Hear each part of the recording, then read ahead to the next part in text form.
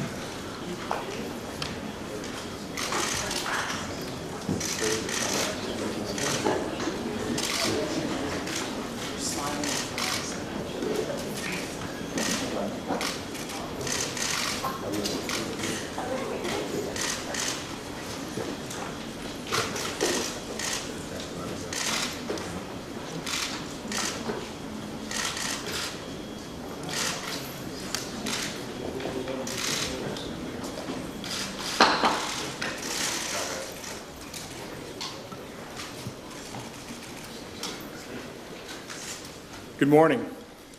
This hearing of the Senate Committee on Homeland Security and Government Affairs Committee is called to order. This is our annual Threats to the Homeland hearing. I want to welcome our witnesses. I'd like to start, though, by acknowledging the victims of the hurricanes in Houston, Texas, in Florida, throughout the Caribbean, but in particular Puerto Rico. I'm sure we'll be discussing that quite a bit.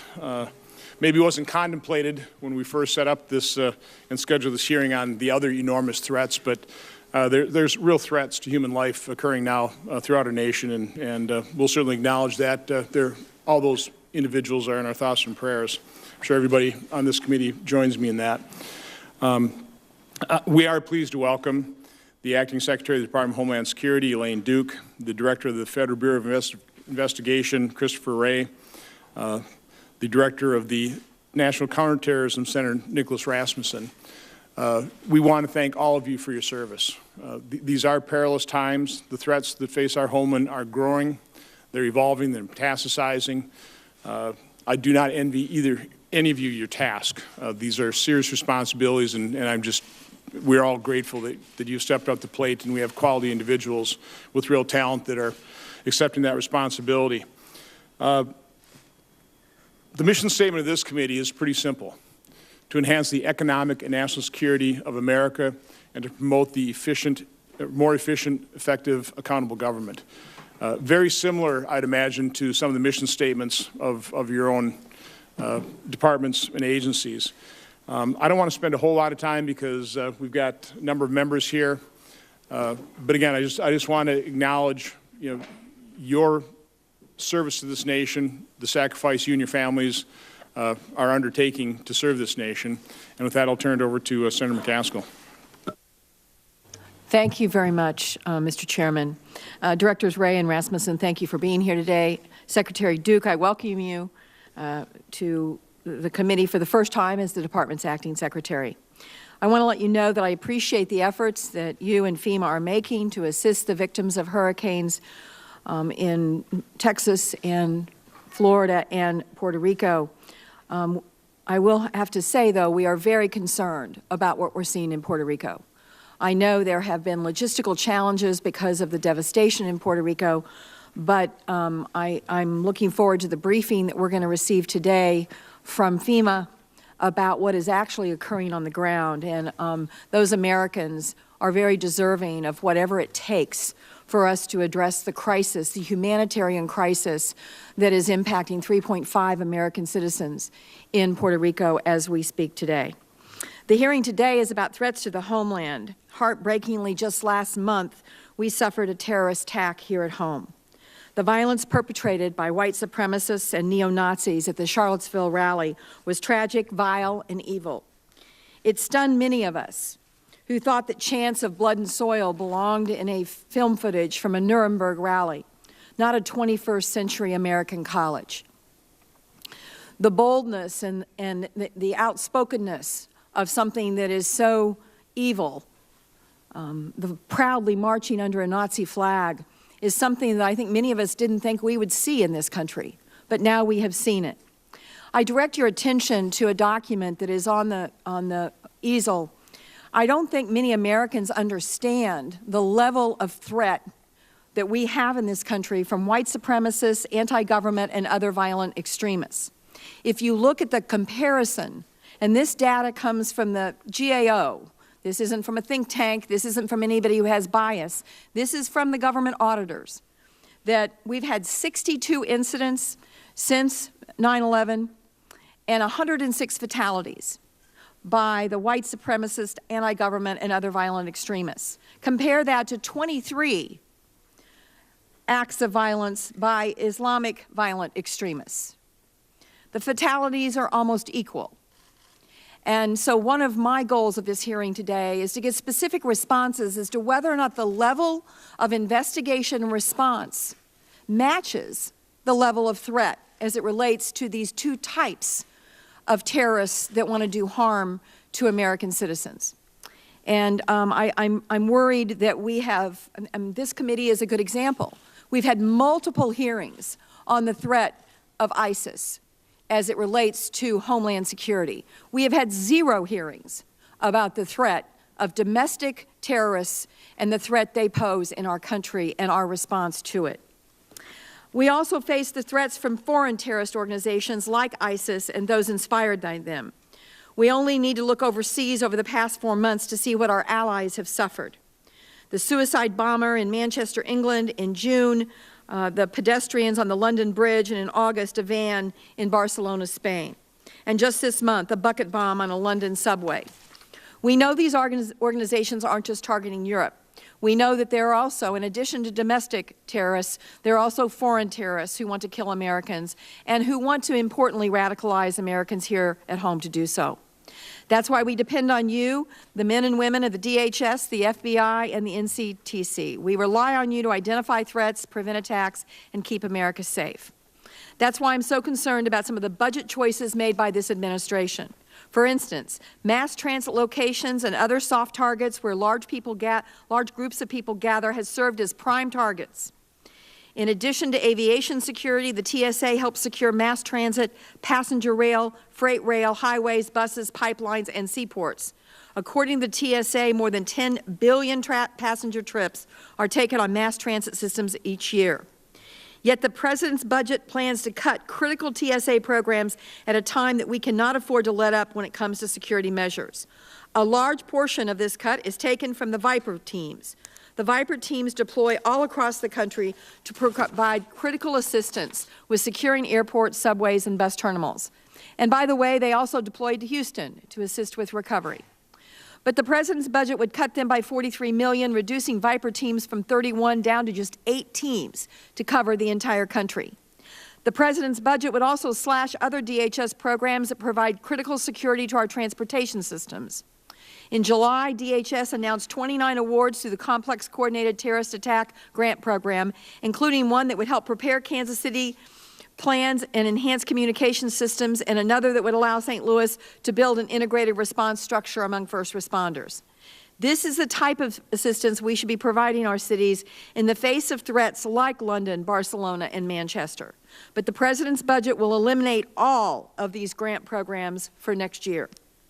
There unfortunately isn't enough time to discuss in 7 minutes or even a single hearing all the threats our country faces. We face cyber ransomware attacks. We have Russia trying to hack our elections. This month, DHS ordered agencies to remove cybersecurity software from federal computer systems because of its manufacturer's ties to Russian intelligence. We have border security issues. We even have potential threats to agriculture. Just last month, I had a roundtable in Kansas City to learn what agri-terrorism could do to the nation's confidence in its food supply.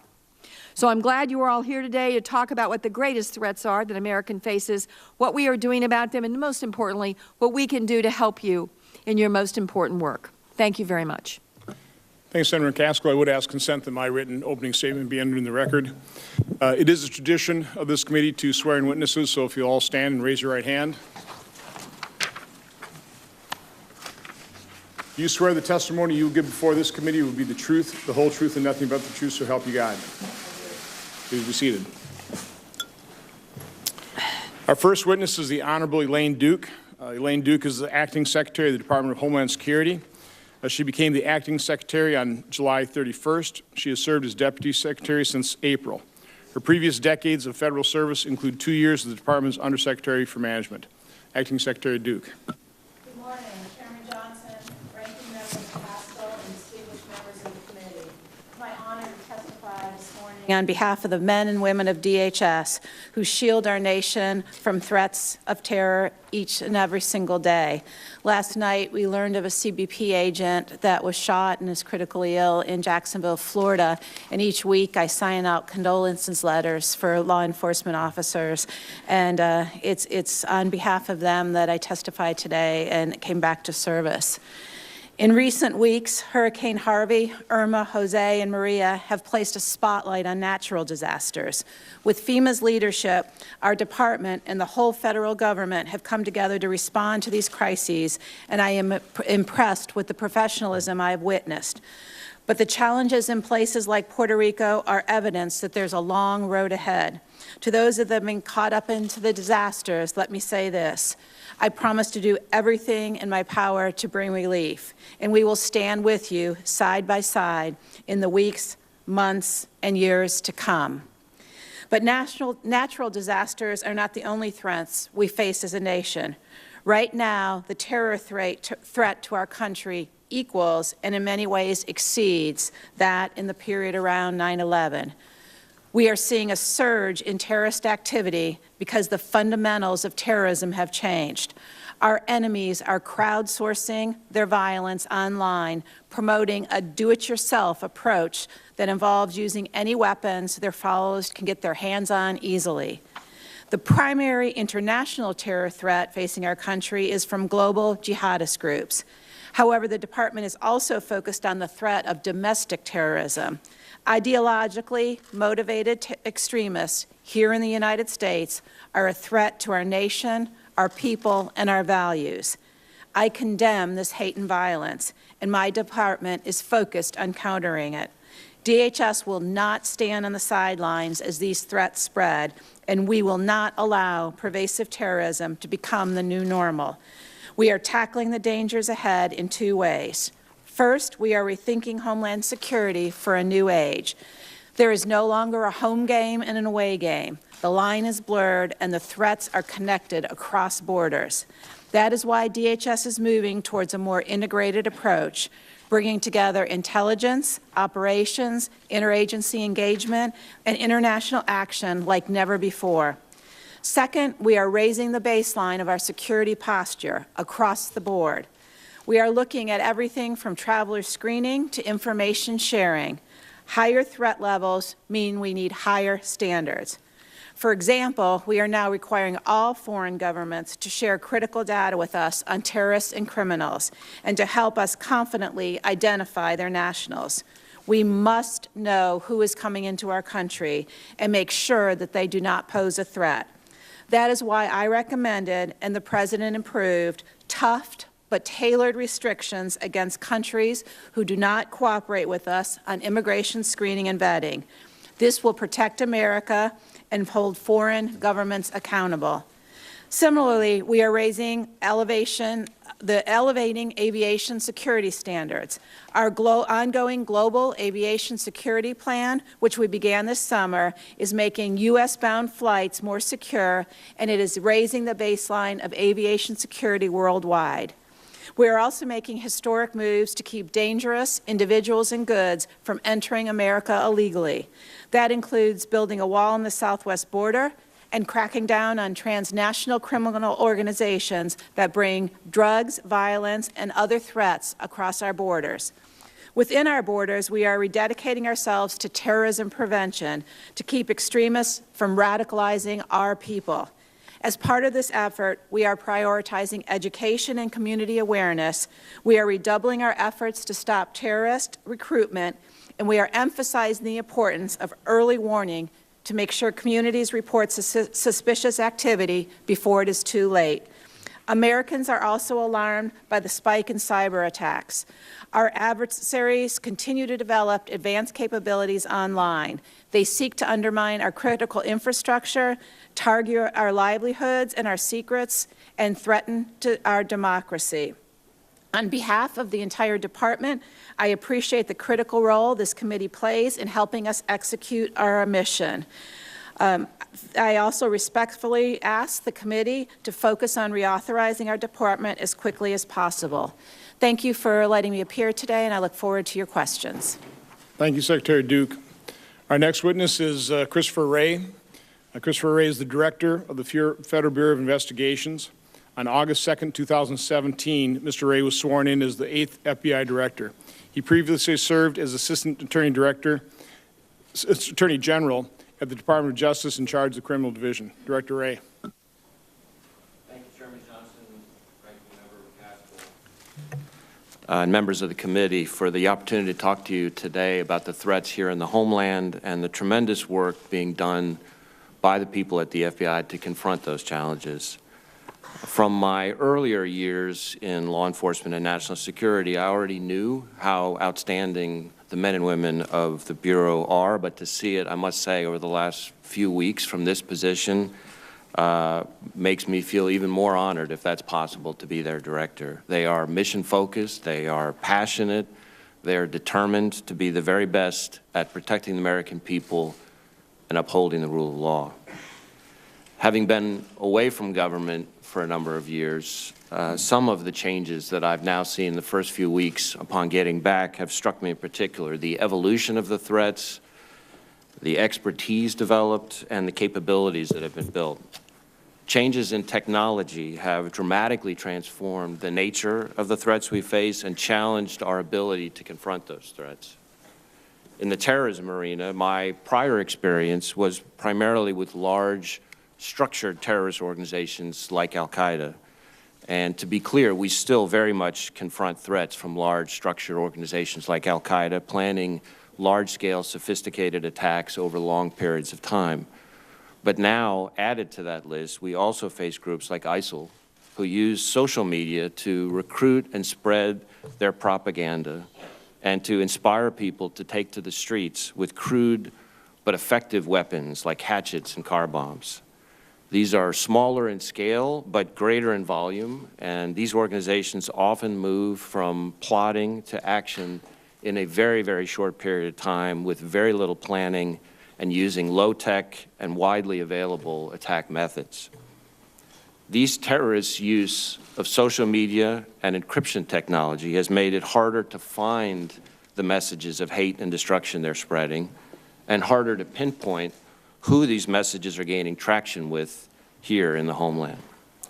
The same can be said of domestic extremist movements that collectively pose a steady threat of violence and economic harm to the U.S., in that instance primarily through lone offenders. In the cyber arena, the threats are not only increasing in scope and scale, they're also becoming increasingly difficult to investigate. Cyber criminals have increased the sophistication of their schemes, which are now harder to detect and more resilient. What was once a comparatively minor threat, somebody hacking for fun and bragging rights and trying to prove a point, just that he could do it, has now turned into full-blown nation-state manipulation and a multi-million-dollar business.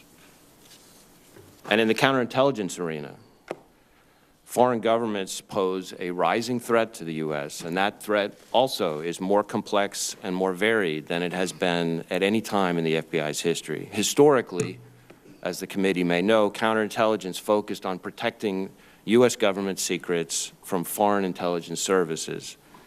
But today, in addition, we face threats from nation-states targeting not just our national security secrets, but our ideas and our innovation. And we now see threats not just from traditional intelligence officers, but from less traditional spies posing as business people or students or scientists. All those threats are amplified by the growing challenge that we in the law enforcement community refer to as going dark. It affects the spectrum of our work.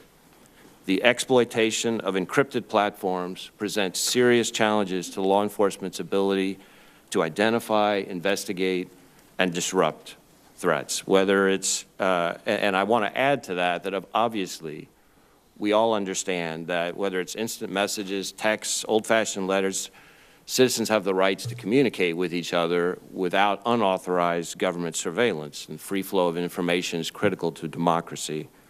But the benefits of our increasingly digital lives have been accompanied by new dangers, and we've been forced to wrestle with how criminals and terrorists might use advances in technology to their advantage. Even with unquestionably lawful authority, the reality is we are all too often flying blind, and we need to work together to find thoughtful but quick and effective solutions. The news is not all bad, not by a long shot. There are great strides being made. Intelligence is being far better integrated into our mission. The quality of our partnerships, both across agencies, state and local, foreign, are at a whole new level. But while great progress is made, we need to keep improving. I think the changes in technology are one of the primary concerns that we have, and I look forward to answering the committee's questions.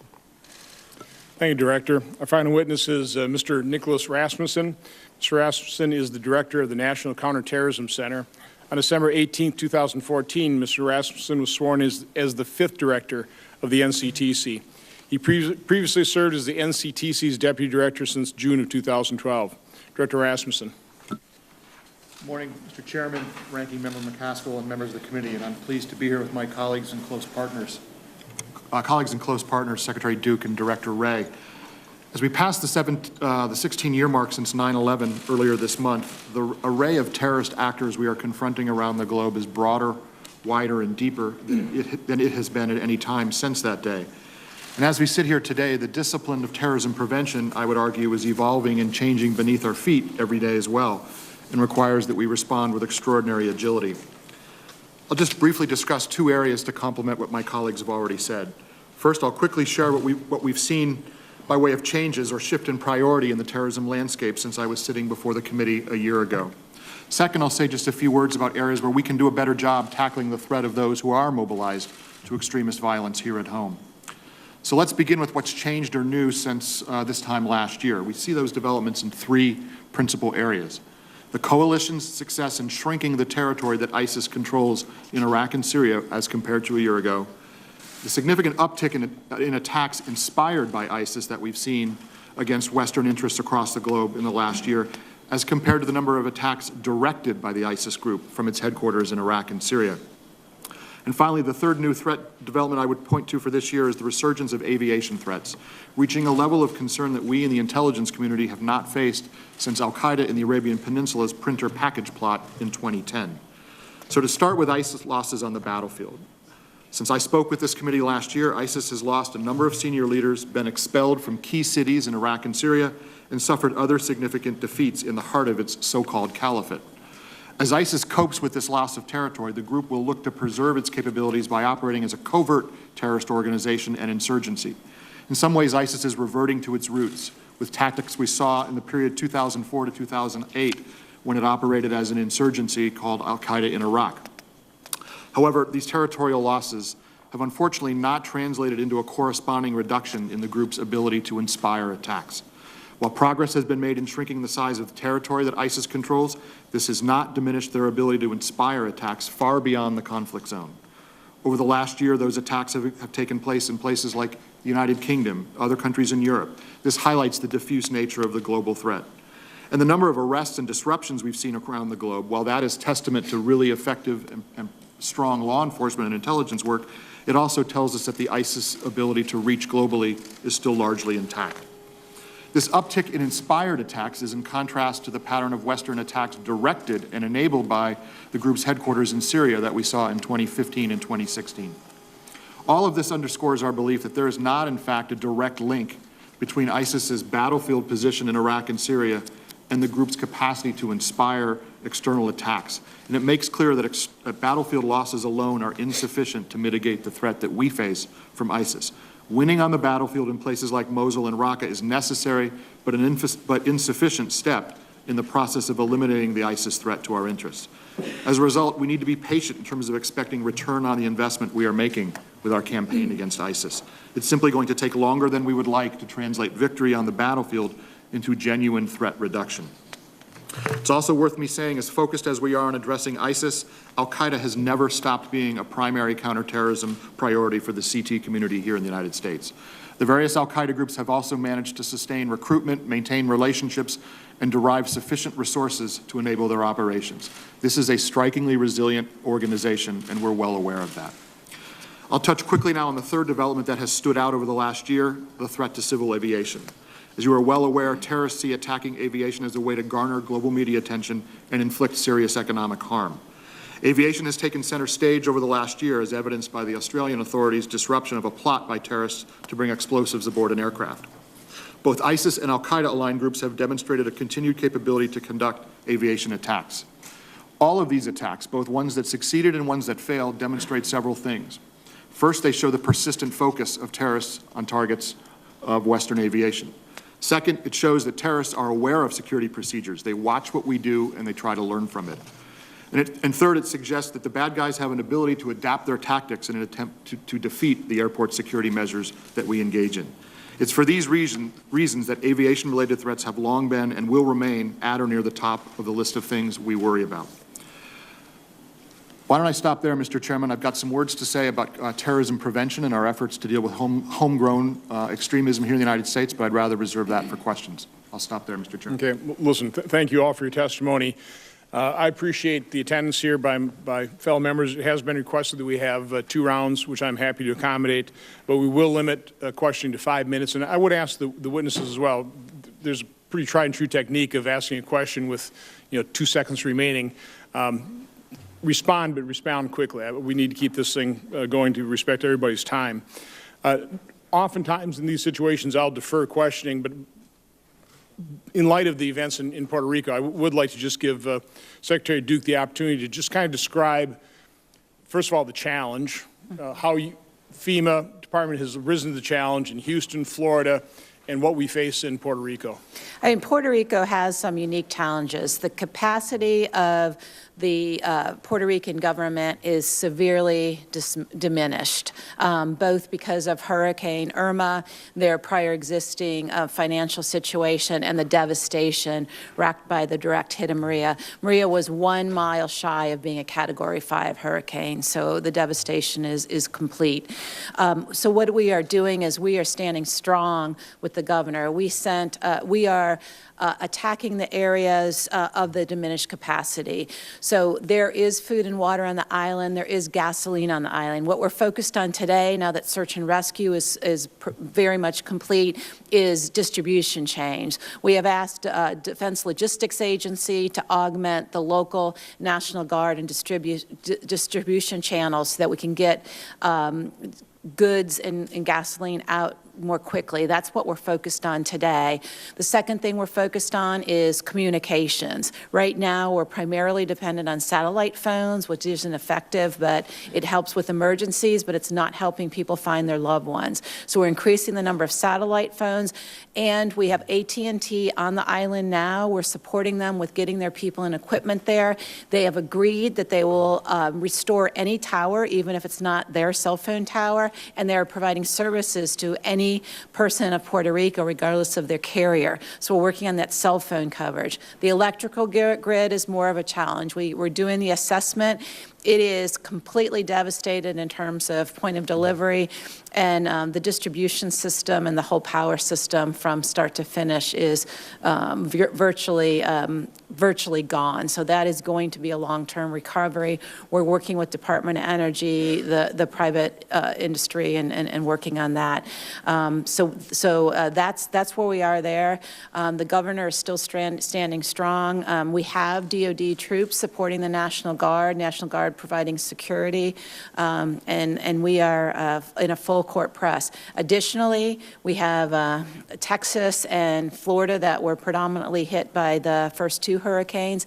In Texas, last week we were able to sign a housing plan that really is going to bring people back into their communities quickly. It is a type of housing recovery program that has never been done before, and we're very proud that Texas is with us on that and wants to lead their housing recovery.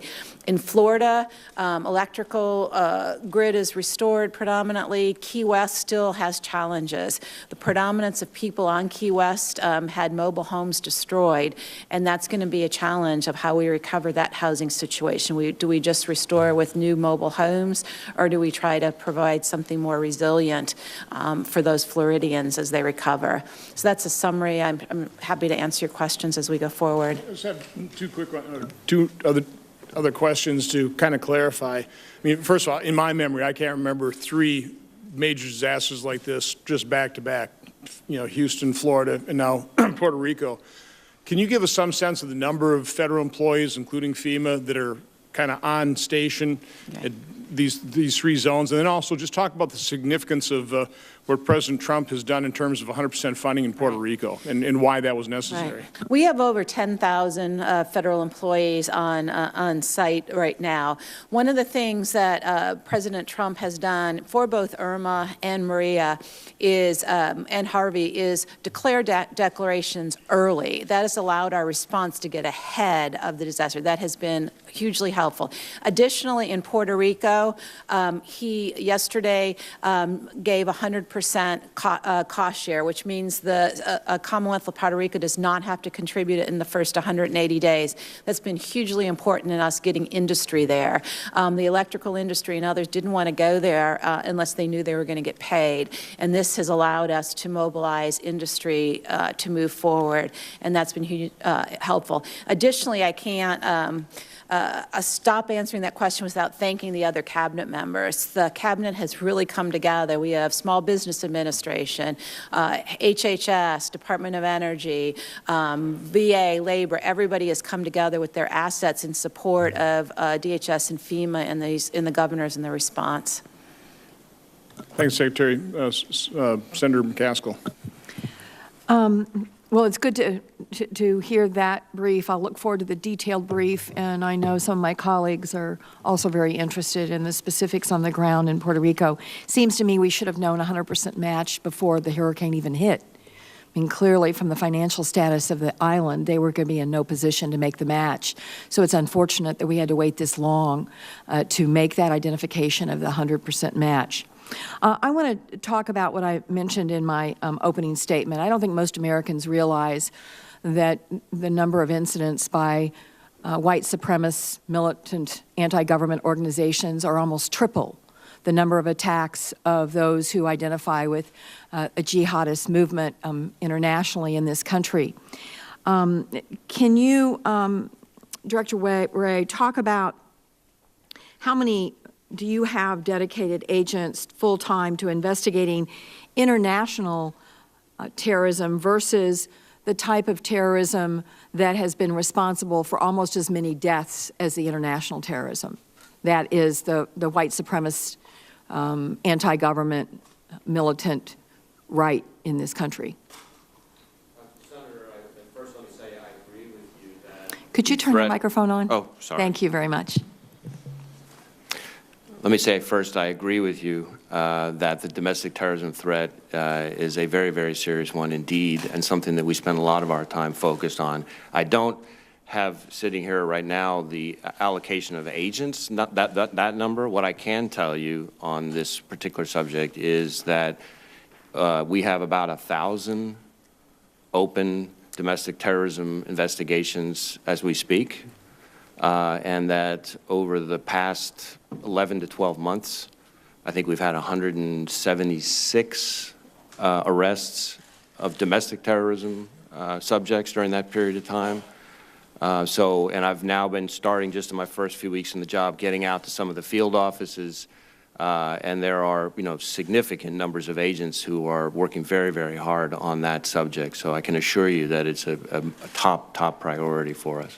I would really appreciate if you would provide to the committee, for the record, some kind of breakdown of the resources that are being allocated in these various areas. I think that the threat is one that, if you ask most Americans, they would assume that the threat from ISIS influence is much greater. And in the reality, the facts don't support that. And so I would like to get a better sense of the balance of resources in this area, if you would. Let's talk about counterterrorism budget cuts. The President's budget calls for elimination of almost $500 million in cuts for counterterrorism. While the same budget says that we need to build a wall that even Border Patrol agents say is not their top priority for border security.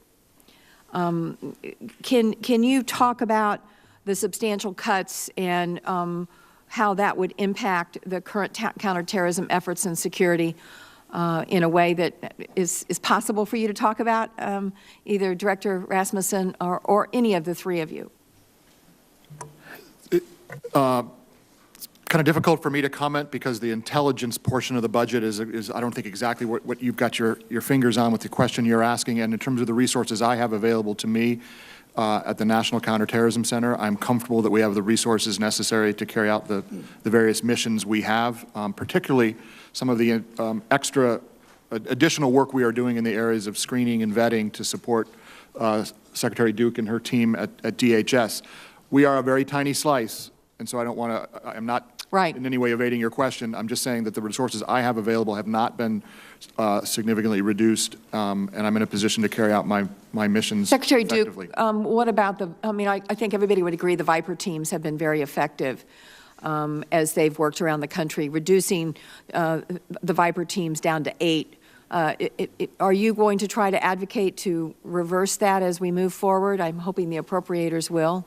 We are looking, we have to do a risk-based approach, and we value the Viper teams. They have had a significant mission, and we funded those that we could within the constraints of balancing the risks with the demonstrated and measurable value of the teams. Thank you, Mr. Chairman. I finished before 5 minutes. I hope everybody follows the ranking member's. That example I said. Excellent example. Senator Portman.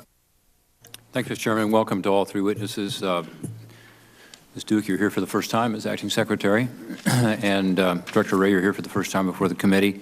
We're glad that you're still here, Nick. We need you. Look, this has been just a horrible hurricane season, and our hearts go out to the victims in the wake of the devastation of, as you said, 3 storms that probably makes this the worst hurricane season that we've experienced. And our thanks go out to the first responders and to the volunteers, some from my state, all the states represented here, who have lent a hand to their fellow citizens. But our citizens today in the Virgin Islands and in Puerto Rico, I think, are in a particularly difficult situation. And I understand that in Texas and Florida, we've also got a tough situation, but we have the capability to be able to handle that better at the state level.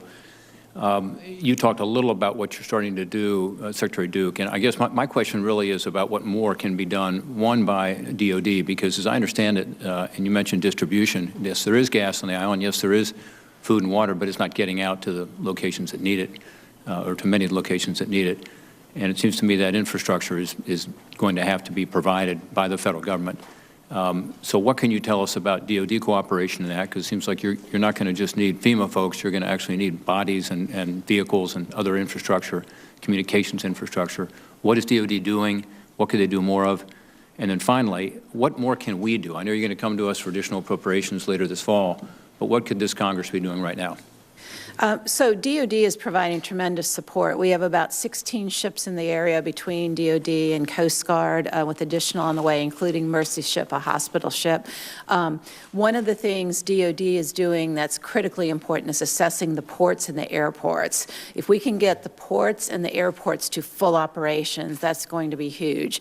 We were able to reactivate the closed Air Force Base Roosevelt Roads, so now we're flying our supplies through that airport and have been able to open Puerto Rico to commercial flights to allow persons to come back to the United States that want to come back. So I think what DOD is doing is helping us get the supplies there, but also helping us open the access roads. They also are leading the debris removal, which is huge. We still have areas that we can't access by roads. We did send more troops down yesterday, including a general that will be in charge of coordinating the on the ground. So we do have a general on site now that I think is going to help speed things around and put decision-making on the ground. I think that was a big step forward.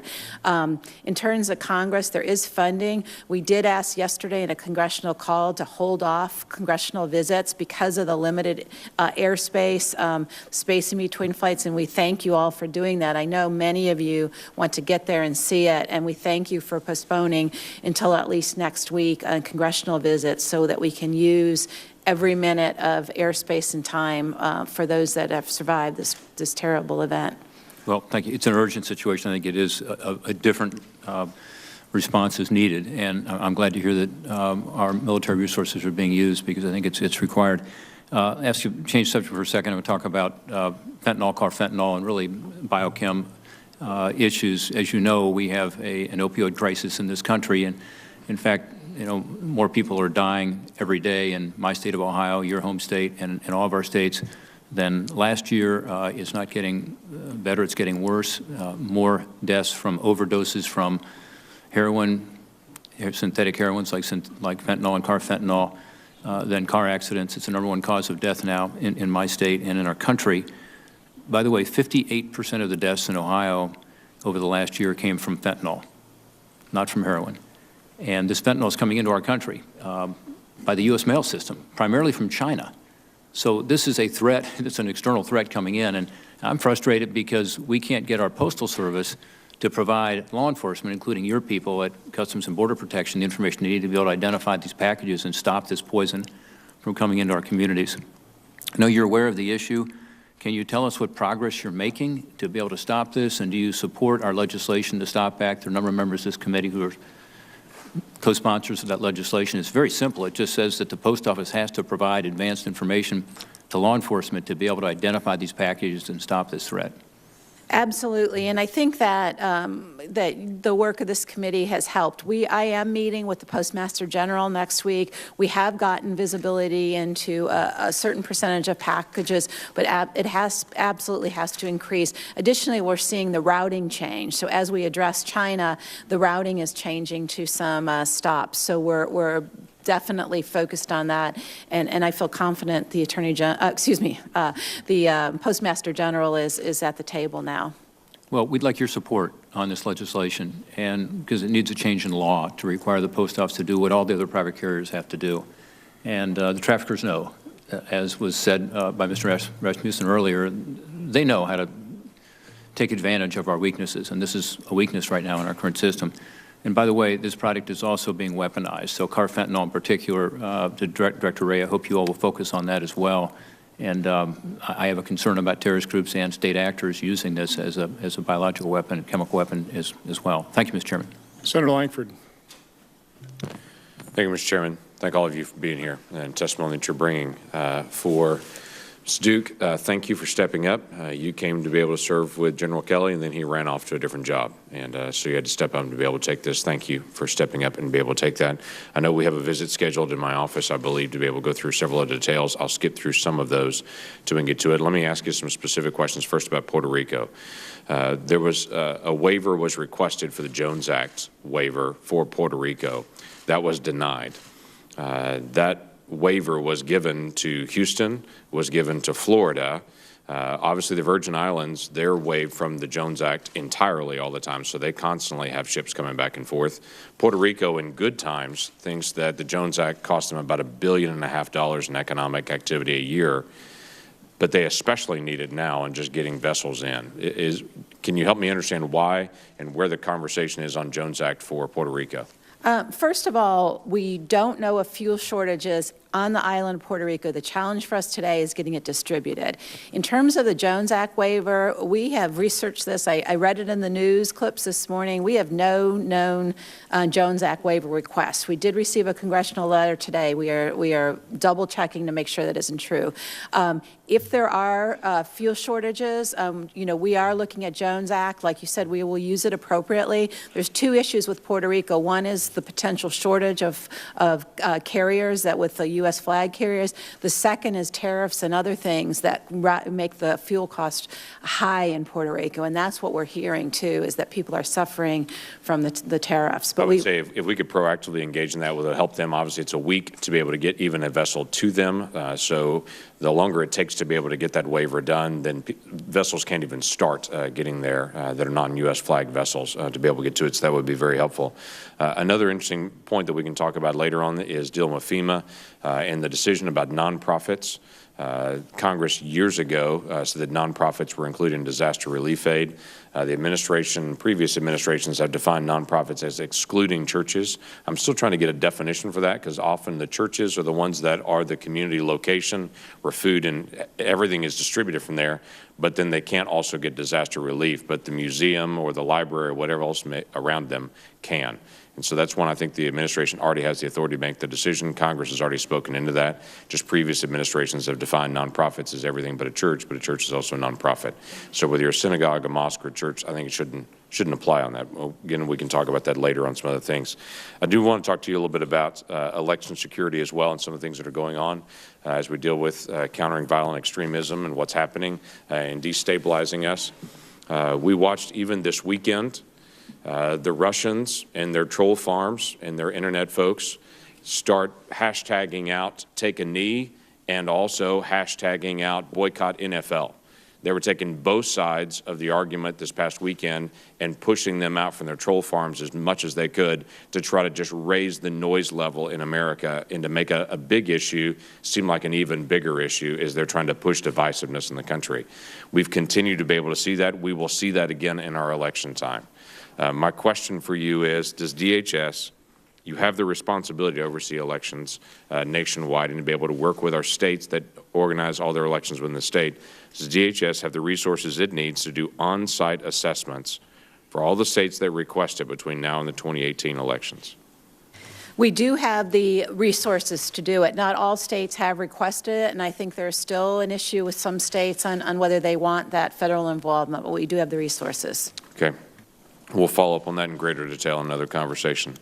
I visited with DHS folks on the design of the border wall and trying to work through the border security for the southern border. Several members of this committee were also involved in some of those conversations. We're still waiting on details, descriptions, design, cost. The cost per mile of the border wall done 10 years ago was about $3.5 million. The initial request was about $20 million per mile. So we're waiting for not only why that dramatic increase in cost, what the final design will look like, but also the long-term view of this. Not to just look at the 77 miles that's requested currently, but where do we go, in what order, and how do we do it, and some simple things that can be cheaper. For instance, getting rid of the very actively growing cane that's on the riverbanks where individuals hide drugs and be able to move products into the United States illegally. That cane eradication would be exceptionally important as well. So any comments you can make about the future of the wall and where we're going? Sure. We have I am looking at the plan next week, and we'll have it to Congress shortly after. And as I committed in my confirmation hearing, it will not, the Southern Border Strategy does not include just the wall. It includes infrastructure, technology, and other securing mechanisms. Thank you. We'll follow up. Senator Heitkamp. Just on follow-up to that, you're working on both the northern border and a southern border strategy. What's the timeline on those, Secretary? We will have the northern border strategy by the end of the calendar year. We'll have the southern border strategy within the next month. That is critically important as we go through decision-making. And as we look at cane eradication, another eradication, mesquite, clearly in Arizona and it's an invasive species there, easy to hide, needs to be eradicated so that we have a better chance of catching border crossers that first mile in. So I want to talk about cybersecurity, and I don't have a lot of time, so I'm going to do this quickly. 2 questions. How do you grade our current vulnerability in this country? A being impenetrable, F being we're in big trouble. And how do you grade all of this for all of you? How do you grade our current collaboration and coordination across executive branch agencies, including DOD. And we'll start with you, Secretary. Coordination across federal agencies has gotten very high. I would probably give it a B because I never think we're done. And we know the threat is significant. In terms of grades, it would depend on the critical infrastructure sector. Right now, we are focused on energy and critical infrastructure and the attacks on that. That is probably our highest threat right now. So because of its importance and the focus on that, I would give that the lowest grade. Okay. Director? Senator, I would agree with Secretary Duke that on the cooperation side, I think there's been dramatic advances and dramatic progress in the wake of a number of the PPD 41 and a number of other things, much better coordination. So, you know, like Secretary Duke, you know, I tend to be dissatisfied with our efforts, so, you know, B minus maybe in that front. On the threats, I'm still trying to get my arms around a lot of them just a few weeks into the job, so I guess I would call that incomplete. Okay. Nothing really to add, Senator. I mean, I think, you know, we always hear there's coordination, and then an event happens, and it seems like no one really seems to know what the right hand doesn't know what the left hand is doing. And so I'd be very careful to give too high a marks to coordination, because I'm not sure we in the Congress understand who's doing what and how it's being coordinated and what we need to do. I mean, we have these one-offs, whether it's election challenges, and then we look at what happened at the SEC, what's happened at, you know, obviously the Equifax penetration, and these have all created incredible challenges. And one of the things we know about cyber is that it is critical that we engage in a dialogue with the American public about cybersecurity and cyber hygiene. And so which agency has taken that on to really begin that process? Like you have see something, say something. Who's doing the actual education of the American public on how they can be part of a cybersecurity network? That's our responsibility at Homeland Security.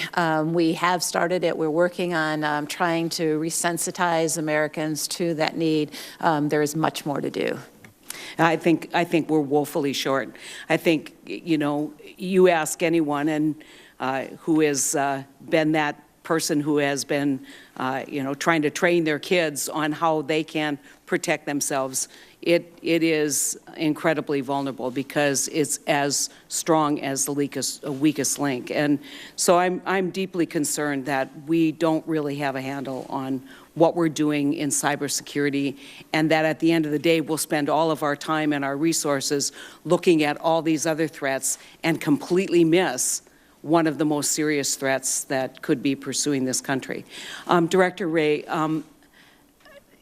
obviously very concerned about what's happening in Indian country, pretty hard on your predecessor in terms of the role that the FBI plays in reservations in my state, missing women across the board. I know you and I had a discussion in the back room. You're working on it. I just want to encourage you to personally, in spite of everything else that's going on, personally engage, because you are the only cop on the beat for many of my communities who are suffering from record amounts of drug addiction and drug abuse, people who are suffering violent crime at much higher rates, and now a continuation of maybe third party or third country involvement from law enforcement. So please pay attention to this. Just a quick response? Sure. Senator, I haven't forgotten our conversation when we met a few weeks ago, and it's something that I've specifically raised with my leadership team. We do have the Safe Trails task forces that we're committed to, but I'm well aware that in many ways we're the only game in town in that space, and so I'm looking forward to learning more about how we can be more effective. Senator Hassan. Thank you, Mr. Chairman and Ranking Member McCaskill. I do have several questions today regarding terrorist threats to our nation that I'd like to discuss with the witnesses, but I also would like to address the crisis in Puerto Rico and our fellow citizens' pleas for federal resources. as a former governor, I know how important those resources are, and it is why I'm very concerned to hear from my friend, former governor of Puerto Rico, Alejandro Garcia Padilla, that relief efforts to this point have failed to make its way to those most in need. He and I served together as governors until the end of 2016, and I know him to be a very steady hand amid the challenges that his island faces. So that's why the email I got from him last night is so concerning, and I want to read an excerpt of it and would ask unanimous consent for the full email to be entered into the record. Without objection. Thank you. Here's what he says. The situation is critical. There is no electricity anywhere on the island, and only 40% of customers have running water. Hospitals are on the verge of collapse, and many have had to transfer all their patients to other overstrained facilities because they have run out of gas or diesel for their generators. Patients are dying in their homes because they cannot fill their prescriptions, do not have access to ice to keep their insulin cool, or cannot reach in time a dialysis center that has electricity. There are entire communities that the government has been unable to reach due to widespread landslides and debris. This is happening in America today. Unless we see a dramatic increase in assistance and personnel reaching the island soon, many thousands could die. So, Secretary Duke, I'd like to ask you to respond to Governor Garcia's email, and also in your response talk to us about what kind of planning about assets being deployed to Puerto Rico was made before the storm hit. We knew the storm was coming. We knew they had been glanced by Irma and not hit as badly as some others by Irma.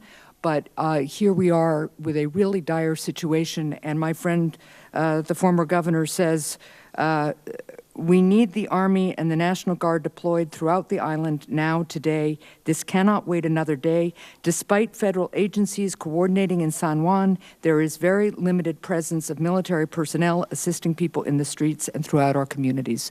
So, Secretary. The President, Vice President, and I talked with the governor yesterday, and that was about 1 o'clock, and he had no unmet needs at that point. So I will follow up with him again, but I have offered to him, to reach out to me directly in addition to our FEMA administrator. There is challenges in getting to the outer parts of the island because the debris removal, the landslides are so strong.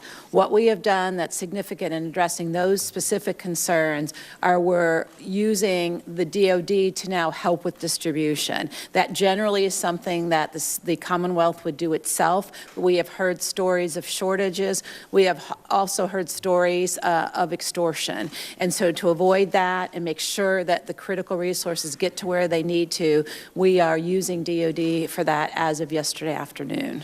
Well, thank you for that response, but I have to tell you that I know others have been in contact with the current governor of Puerto Rico as well, and they are not hearing that all their needs have been met. And so we have American lives at stake here, and I would urge you and the department to do everything you can, and I am concerned about why there weren't more assets on their way to Puerto Rico, and as soon as the storm hit. We're almost a week out now. Absolutely, and we have been airdropping. It is a challenge, and we will never stop, and we will never be satisfied. So I agree with you, Senator. Well, thank you. I have a number of questions on Homeland Security, but given my time, I'll yield back the remainder and wait for the second round. Thank you. Thank you, Senator Peters.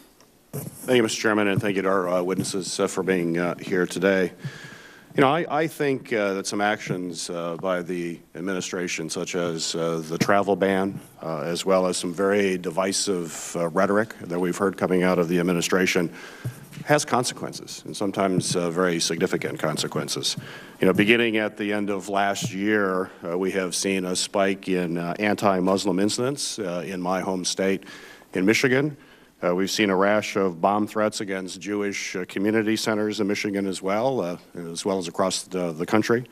That's why my colleague on this committee, Senator Portman, and I wrote a letter together calling for the DHS and the DOJ to address these incidents and to provide the communities with the resources that they need to deal with these incidents. The letter was signed by all 100 senators. Every one of the colleagues of the Senate believe that this is something that we have to address. And make no mistake, I think that some of the darkest elements in our society have become emboldened, and we need to look no further than the white supremacy protest in Charlottesville, as well as other activities across the country, to bring this to our attention.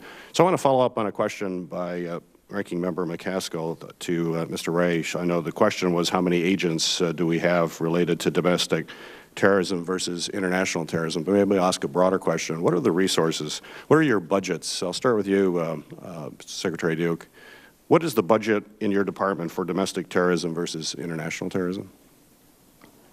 We have no specific delineation in the budget for domestic terrorism versus international terrorism. We do believe that homegrown violent extremists who are persons in this country with a international nexus or motivation are our biggest threat. But we are looking at both the homegrown violent extremists and the domestic terrorists, but no specific delineation. Director Wray.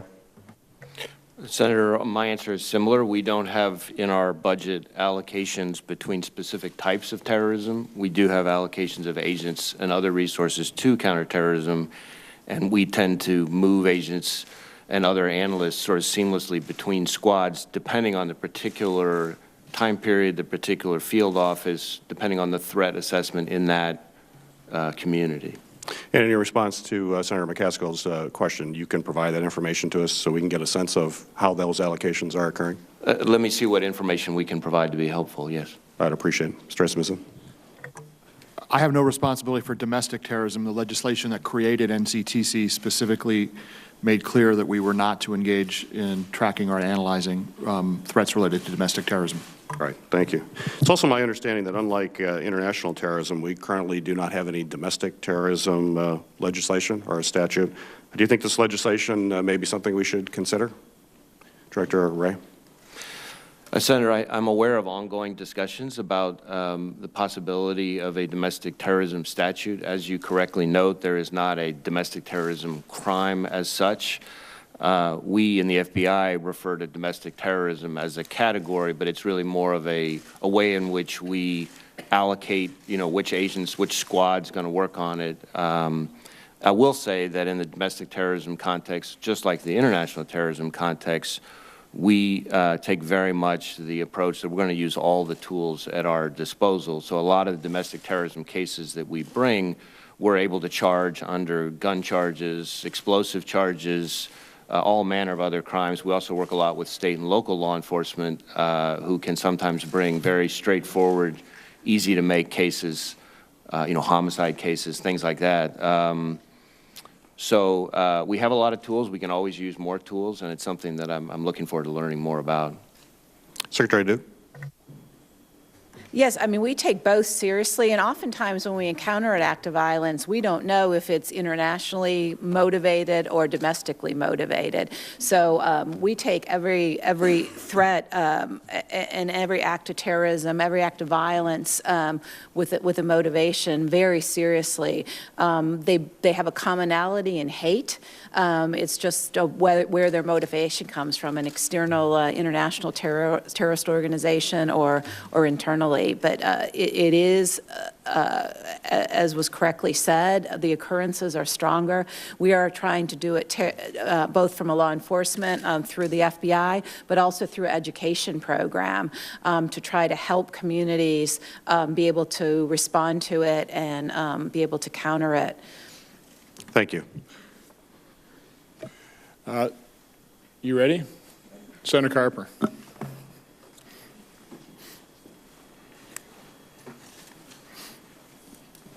How's it going? We're glad you're here. Thank you. Thanks very much for your service and for joining us today. I don't know that this has been covered. My guess is it probably hasn't been, although we've just covered what I'm about to ask many times. But Ms. Duke, I'm going to ask maybe for you to start off. The President has indicated a willingness to find common ground on legislation involving legalizing the presence of status of DACA students in this country. but he's interested in doing some more work on border security. And he has had an ongoing interest in a wall. But I've had the opportunity to travel to the border with some of my colleagues, a number of my colleagues, with your predecessor, the Secretary, now President's Chief of Staff, with former Secretary Johnson and others. And I believe there's some places where a wall actually makes sense.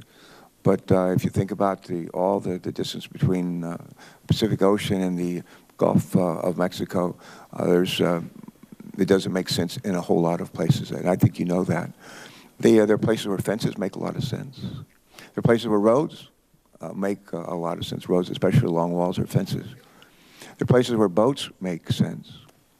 There are places where boat ramps make sense. There's a fair amount of use of helicopters, fixed-wing aircraft, drones, tethered aerostats, dirigibles, stationary towers, mobile towers, where they make sense. I used to be a naval flight officer for many years, P-3 aircraft mission commander. We did mostly we did surface surveillance, subsurface surveillance, but we also would occasionally be tasked to do search and rescue. And we put 13 guys in an airplane, fixed-wing aircraft, at a couple of thousand feet off the water with binoculars to look for a life raft. And we were not often very successful. So the idea of putting, whether it's fixed wing or helicopters or drones out there without, or towers, or tethered dirigibles out there without really sophisticated surveillance technology to enable us to see at night during bad weather and for long distances into to Mexico. If we don't have the surveillance technology on board, it doesn't make much sense. I've seen places on the border where horses make sense. And you have really high grass, and you get the Border Patrol agents up on a horse and actually do their job better. There's places where better intelligence information sharing makes sense. The other thing that we've heard about here in a number of hearings is the need, the old story, needle in the haystack. It's hard to find those needles. You can make the needles bigger. You can make, if you have the right kind of surveillance equipment, you can actually make the needles bigger. But it's also helpful if you can make the haystack smaller. And that might be by making sure that fewer people feel the need to flee Honduras, Guatemala, Salvador to come to our country. That would make the haystack smaller. The last administration has been a strong proponent, and it's gotten bipartisan support in the Congress, to actually address root causes of folks in Honduras, Guatemala, Salvador trying to get out of their countries, flee the murder and mayhem that threatens their lives and safety too often. And the idea to sort of find out what works, use something that's worked in the past, Plan Colombia, which we worked on for 20 years. It's helped transform Colombia. They've had to do most of the work. We've helped. I like to say it's like in Home Depot. You can do it, we can help. But that's a menu of options, if you will, to help secure our borders. And I just want you to react to some of those. Do any of those make sense to you as our acting secretary? Yeah, they all make sense, to be honest, Senator Copper. We are looking at not only in between the points of entry, but at the points of entry through information sharing and vetting and credentialing. Our goal is to keep bad people out and to keep the illicit movement of goods so we're not funding transnational criminal organizations. And that's the goal. And how that happens, we are open to doing that. I offered to talk about reform bills with any member, and and let you know how operationally we think it would play out, and I reaffirm that offer. In terms of the Northern Triangle and Mexico, I am in dialogue with all of them and working through some international banks to also look at that. How can we make it so people want to stay in their countries, which is the ultimate goal? And those discussions are ongoing. In fact, we had a meeting on it this week and looking at setting up a forum. So all of them. Any quick comments, Mr. Wray? Nick, any quickly comments before I tell my time's expired, but just very briefly? Well, I would just share Secretary Duke's view that we have to have a multidisciplinary approach, which I think is built into your, I think, well-taken question. All right. Nick? And again, the responsibility of the intelligence community is to provide the best possible service to those who actually carry out the screening and vetting of individuals trying to come into the country. We take that responsibility very seriously. We've made business process improvements in how we do that, but there's more work to be done for sure. All right, thank you all. Senator Harris. Secretary Duke, in response to Senator Langford's question about the Jones Act, you indicated you were not aware of any requests, that you were informed because you read it in the clips this morning. That troubles me. I'm informed that there have been at least 2 requests, one from 8 House members led by Congressman Velasquez and another by Senator McCain. So I'm troubled because if you are unaware of those requests, it suggests that there is not a sufficient priority for Puerto Rico in your agency. Is there someone under you, other than the FEMA director, who is responsible to reporting directly to you the status of your agency's work in Puerto Rico? And if so, can you give me the name of that person? Yes. We have the request from Congress, so if I misspoke, I apologize. We have the letters from Congress. Those go to Customs and Border Protection. We do not have any requests from industry, which is where they typically come from. Is there a person under you who is responsible for reporting directly to you about the status of your agency's work in Puerto Rico, in addition to the FEMA director? No. Can you please put somebody in place that can be responsible for responding to requests from Congress about your activities as it relates to the Jones Act or any other work in Puerto Rico? Yes. And you'll follow up and give us a name? Yes. And then on the issue that Senator McCaskill raised, I was troubled to hear Director Wray, but thankfully you are on top of it, that your agency has 1,000 open investigations on domestic terrorism, 176 arrests for domestic terrorism. The FBI and DHS issued a joint intelligence bulletin in May of this year, where you indicated, quote, it will likely a white supremacist extremist will likely continue to pose a threat of lethal violence over the next year. So, Mr. Chairman, I am requesting that we open an investigation, a congressional investigation into this issue. According to the joint bulletin, the FBI and DHS define white supremacist extremists as individuals who seek wholly or in part through unlawful acts of force or violence to support their belief in the intellectual and moral superiority of the white race over other races.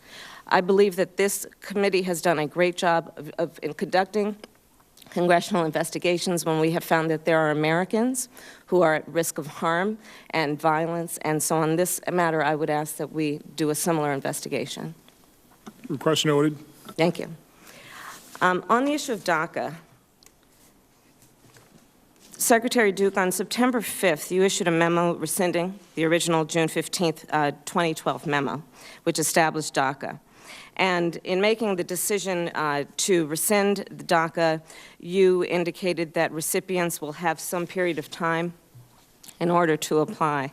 I'm told by folks who are working with renewal on the ground that they have seen a slowdown in DACA recipients reapplying. Are you prepared to extend the amount of time that they will have? We have had no requests. I did talk to one senator about a potential need for an extension, but we have had no indication from DACA recipients that they are having trouble. We did check the system to make sure it is an easy system to reapply, and they do not have to reproduce their documents. Have you convened or had a meeting at all, an input from the community folks who are working on the ground to get information from them? And if not, I request that you do that so you can get a complete picture of what is actually happening on the ground. But I will tell you from the perspective of California, these young people are terrified. They are terrified. They were told by your agency that if they submitted this comprehensive information about their background and their status to apply for DACA, that information would not be shared with ICE. I've asked you, I asked the former secretary, are you willing to keep America's promise to these young people and not share their information with ICE?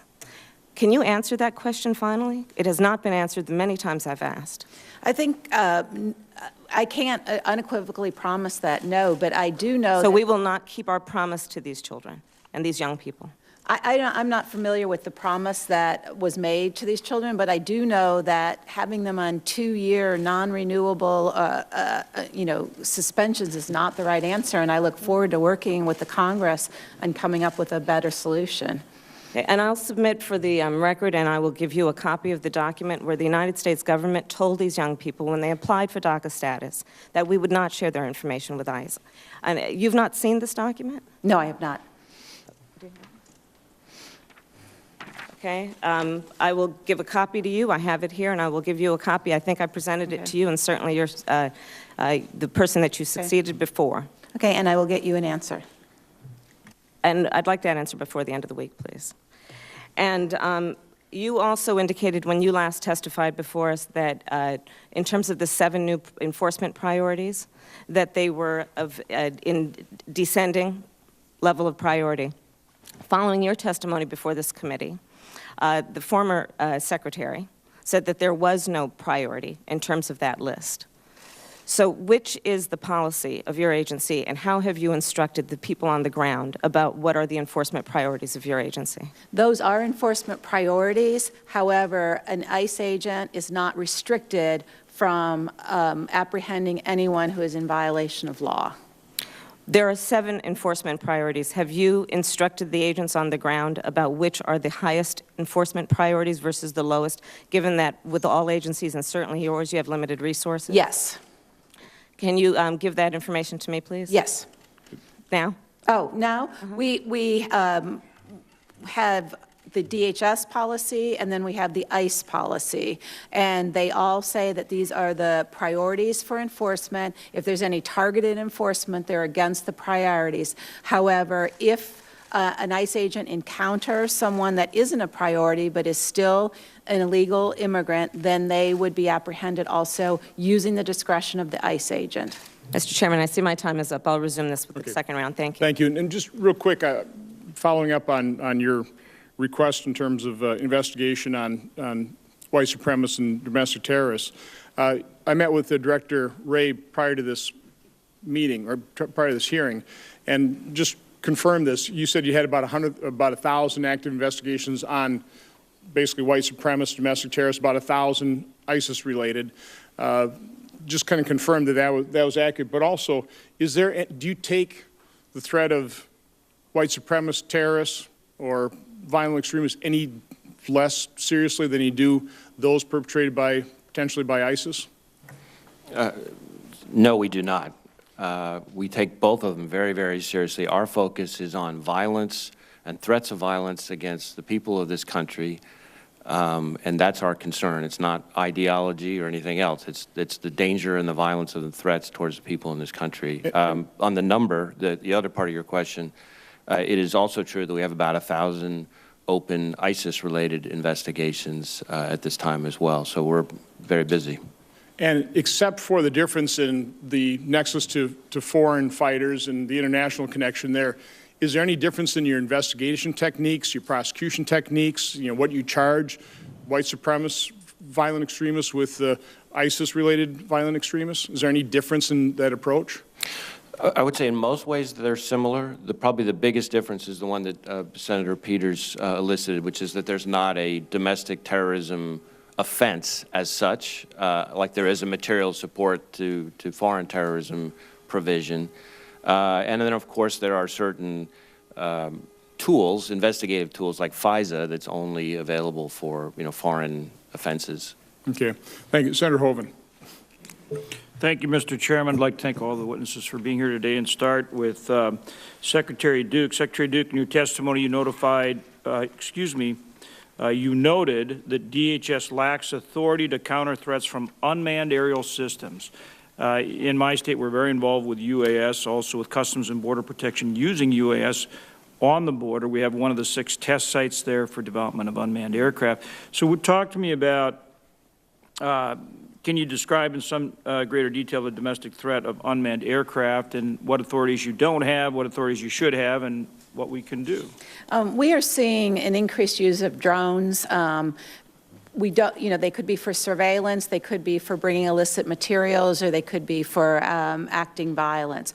What we lack are some of the signals, the ability to interdict, if you will, the signals, so that we can try to determine if this is a friendly or foe type drone. And so we're not the only ones lacking that ability. I think because it's a new threat, the specific authorities to monitor these drones does not exist generally.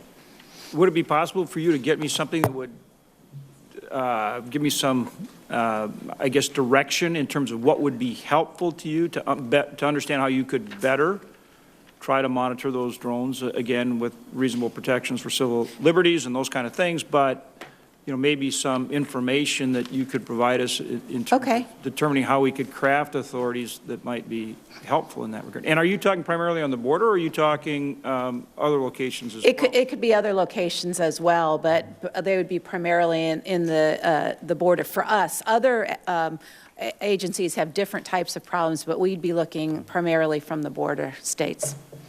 Okay. Across the border state. And Director Wray, same kind of question to you. What are you doing in this area? Again, we have a test site where we're developing these capabilities, and this may be something that we can work on the test site. So from the FBI's perspective, can you address unmanned drones and the threat they present? Senator, I welcome the question. It is a topic that we've been discussing a lot lately. I think we do know that terrorist organizations have an interest in using drones. We've seen that overseas already with some growing frequency, and I think the expectation is it's coming here imminently. I think they are relatively easy to acquire, relatively easy to operate, and quite difficult to disrupt and monitor. So that's something that I would welcome, working with the Congress as well as with the other agencies to try to figure out a solution. Do you have a group of any kind that's working on this issue right now, or what are you doing in regard to unmanned aircraft and the threat they present? I can jump in there, Senator. Sure. I know, starting with the intelligence that Director Wray talked about, where we saw ISIS and other groups using these capabilities overseas on the battlefield in Iraq and Syria, we brought the community of intelligence professionals together in Washington to try to present a clear picture that we can then share with state and local partners around the country and begin to explain at least the tactics and techniques that individuals might use to try to bring harm to communities. That can be dropping small explosives the size of a grenade. It could be dispersal of toxins potentially. So sharing that information is a first step. The next step is to begin to think about true defensive measures that you can either we employ as a federal government or recommend to state and local governments that they could employ at manageable cost. And that's a process, I think, that is underway. There is a community of experts that has emerged inside the federal government who is focused on this pretty full time. It is, 2 years ago, this was not a problem. A year ago, this was an emerging problem. Now it's a real problem. And so we are quickly trying to up our game on this. I might ask then, Director, who's taking the lead in that? Are you taking the lead in that effort? Is there some coordinating mechanism across law enforcement agencies to develop a strategy and implement it?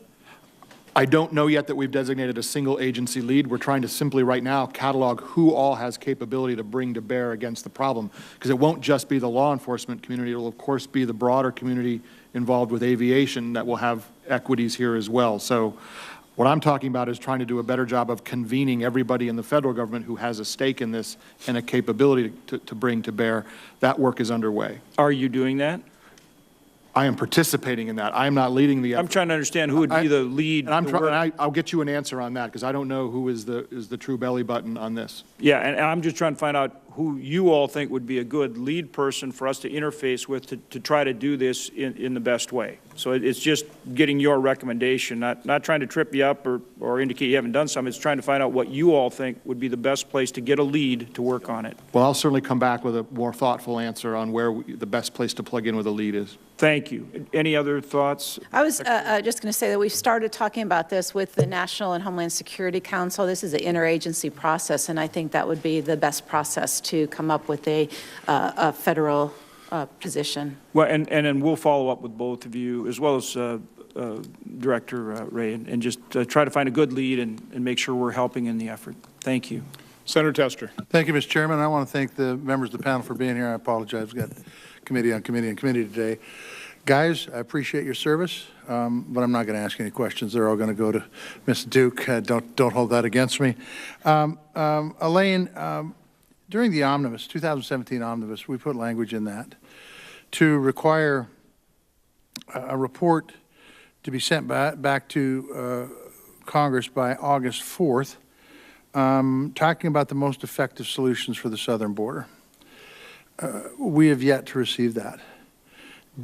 First of all, do you know about that, number one? Number two, can you give me a timeline when it's going to be here? Because, you know, funding season, actually, we're beyond it. We may be dealing with that funding bill next week. So it's really important that we know that. As Lamar Alexander said, we're not going to cut you a blank check. So we need to know what that plan is.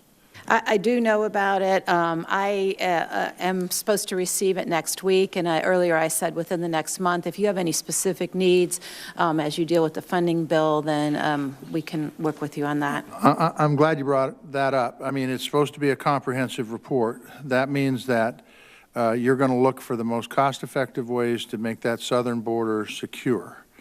That means that the politics of a wall should not be in the picture. It should be about what you guys believe are the best options to make that border secure.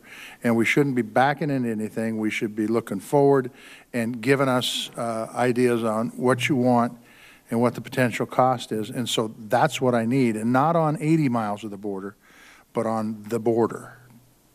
And so are we on the same page? Yes, absolutely. What the Border Patrol needs to secure the border is what we're focused on. Yep.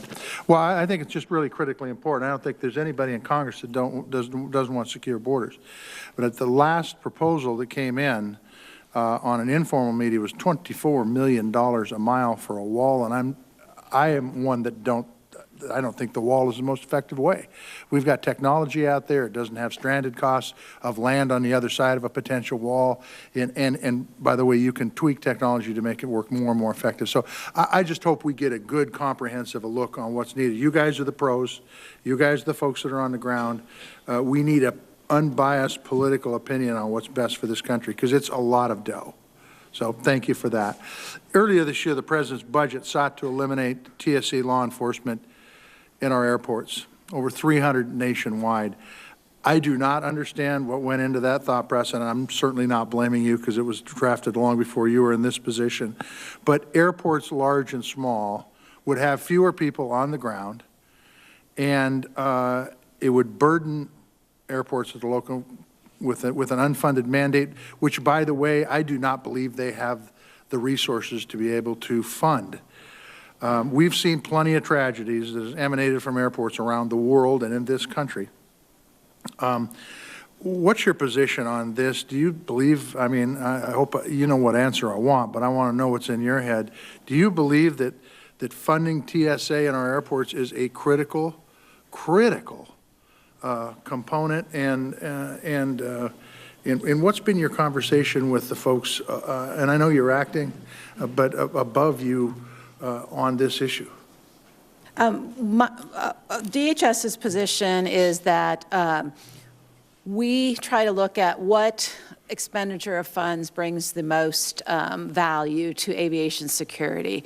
Some of the reductions that were put in the budget, like having someone posted at the exit, those type of things, behavioral recognition as a standalone function, were ones where we either don't have evidence that they're successful or that we feel like they're lower risk than other types of protection.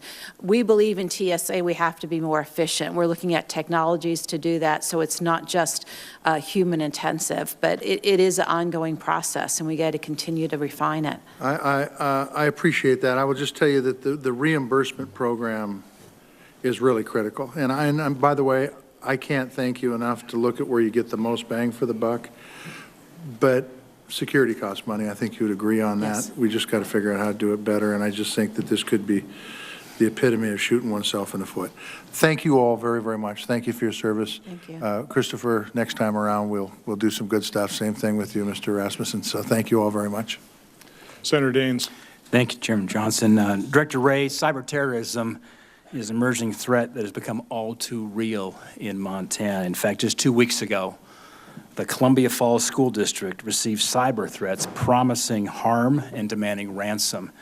This forced the closure of more than 30 schools across multiple school districts, affected over 15,000 Montana children. It's unprecedented. We've not seen that before. In my home state of Montana, the culprit's been identified as the Dark Overlord, an overseas criminal organization. Mr. Wray, are you aware of these cyber threats, and is the FBI investigating?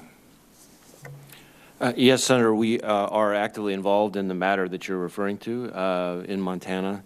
I want to be careful not to discuss an ongoing investigation, but I will tell you that I could not agree more that this concept of ransomware, cyber terrorism, the various variants of it that are hitting, and I think the example in your state illustrates that it's everywhere now. It's affecting, it's no longer just ransomware to, a big Fortune 500 company. Mm-hmm. It's hospitals, it's schools in your case. So it's a threat that is growing. Yeah. And we have a lot of matters ongoing related to it. In some cases, we've indicted ransomware authors.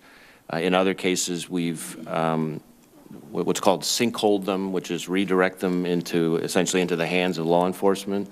But make no mistake, it is a very serious threat, and it's growing. So I understand it's an active investigation, and you're limited in providing details. However, looking back at the big picture, what is the FBI doing to attribute these cyber crimes and help bring these criminals to justice? There are a variety of technological things we can do. We are also working with partners to try to exchange information to help identify sort of telltale signs that may help us link back to particular organizations. I think one of the things we're seeing more and more in this area, as much as any other, is how this stuff transcends boundaries. And so some of the same organizations are targeting victims in other countries as well, and so we're really working more and more with our partners to try to see if we can have their 2 plus our 2 to get more than 4, to get 5 and 6, and so that we can really deal with these otherwise very elusive foes.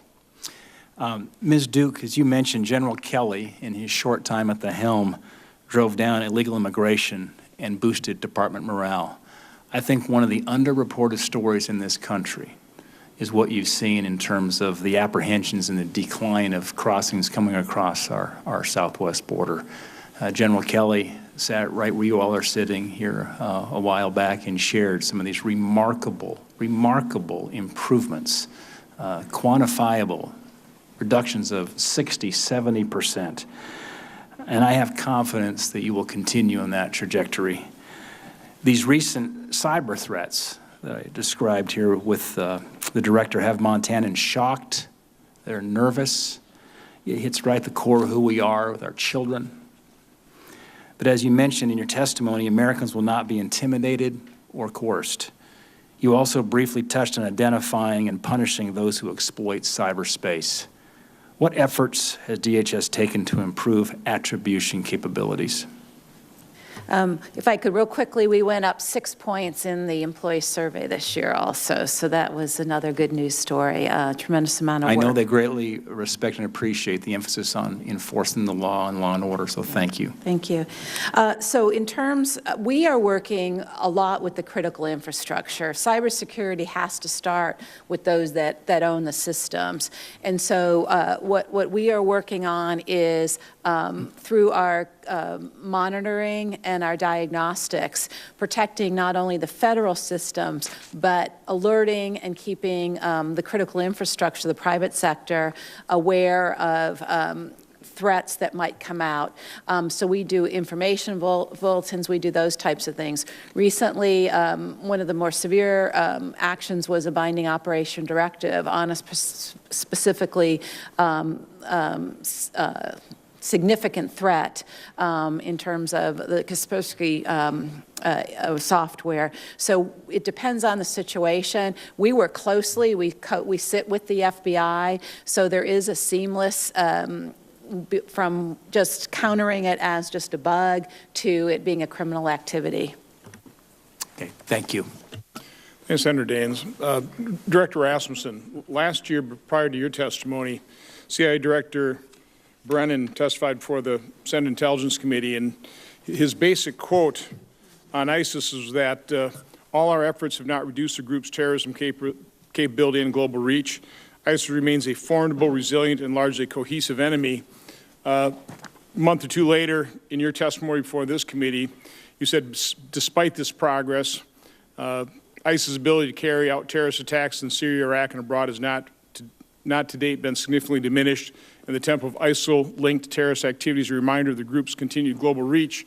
To paraphrase your oral testimony today, you basically said that the capacity or capability of ISIS has not been mitigated.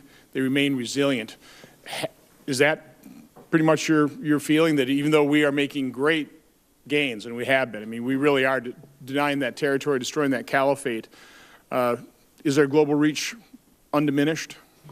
Their global reach remains profound. I would make one distinction, though, and one thing that I think that I pointed to this year that was not on the table last year is we have seen a reduction in the ability of ISIS to be able to actually direct and command and control attacks from their safe haven in Iraq and Syria.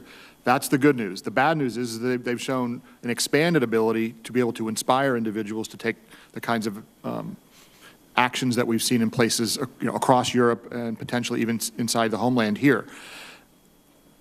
There's a good news, bad news element to that. Obviously, attacks that are driven by an organization under a command and control structure involving all the resources of that organization can be larger and more complex and more lethal. But that's not to minimize the lethality that comes with a lone individual who may have acquired a firearm, developed an explosive device. So I don't want to overstate the degree to which our threat condition is significantly mitigated by having these inspired plots as opposed to these directed plots. But the underlying point in my testimony was it's going to take a longer period of time than we would like to mitigate the threat condition posed by ISIS. Battlefield success is necessary. It is coming. It is happening. It just isn't going to produce the results we want from a threat perspective as quickly as we would like. Also last year, Director Comey testified that they will not all die on the battlefield in Syria and Iraq. There will be a diaspora sometime in the next 2 to 3 years, unlike we've ever seen before.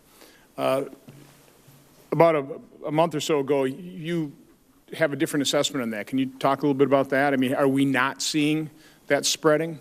I think we've come up with a more nuanced assessment just based on what we've seen with data over the past couple of years, and that is more of these individuals who have gone to fight in Iraq and Syria are deciding to stay in the conflict zone to fight and ultimately, in most cases, die fighting to preserve their self-declared caliphate.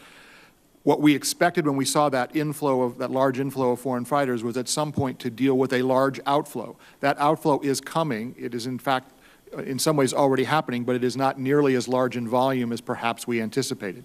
That's a good thing, that we're not going to have to deal with thousands and thousands of foreign fighters departing the conflict zone. I would say, though, quality matters here. Quality matters in some ways more than quantity. The wrong set of individuals who escape from the conflict zone in Iraq and Syria, if they've got particularly capable, a particularly specialized set of skills or a particularly full Rolodex or deep connections into an extremist community in Europe or even potentially here inside the United States, they could pose a significant threat to us.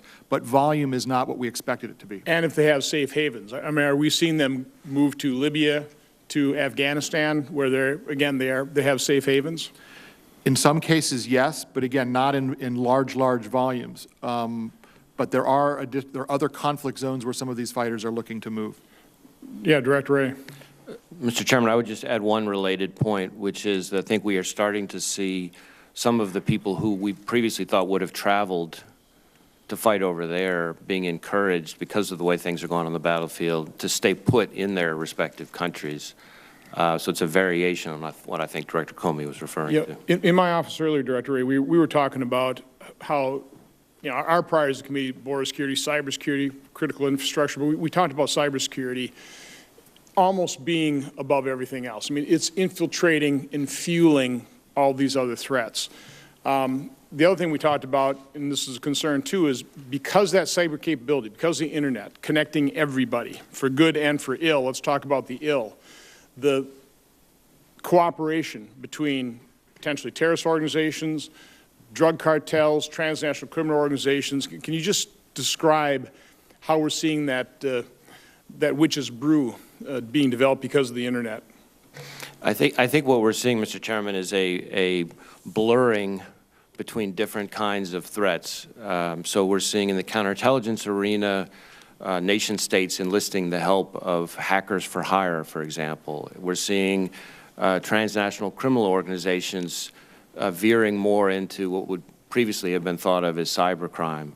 And throughout all of the different types of threats we're facing, because more and more of it is online, encrypted platforms, et cetera, the modality of the threat is changing across all of them.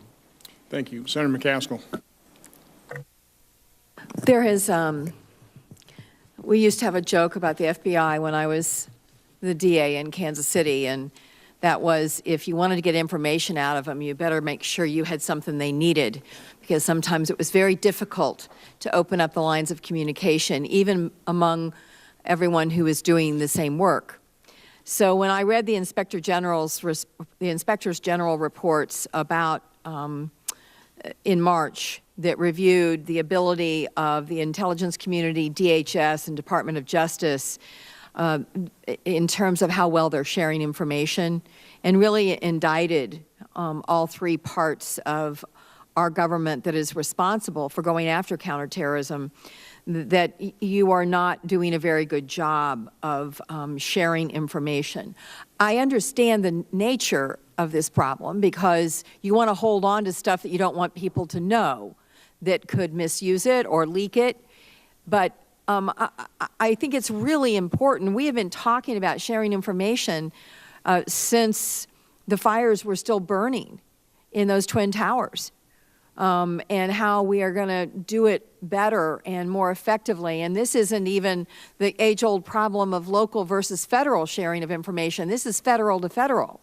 Can you address what the three of you are doing right now to look at the recommendation made by these inspectors general from your three, the three parts of the government that should be working together hand in hand?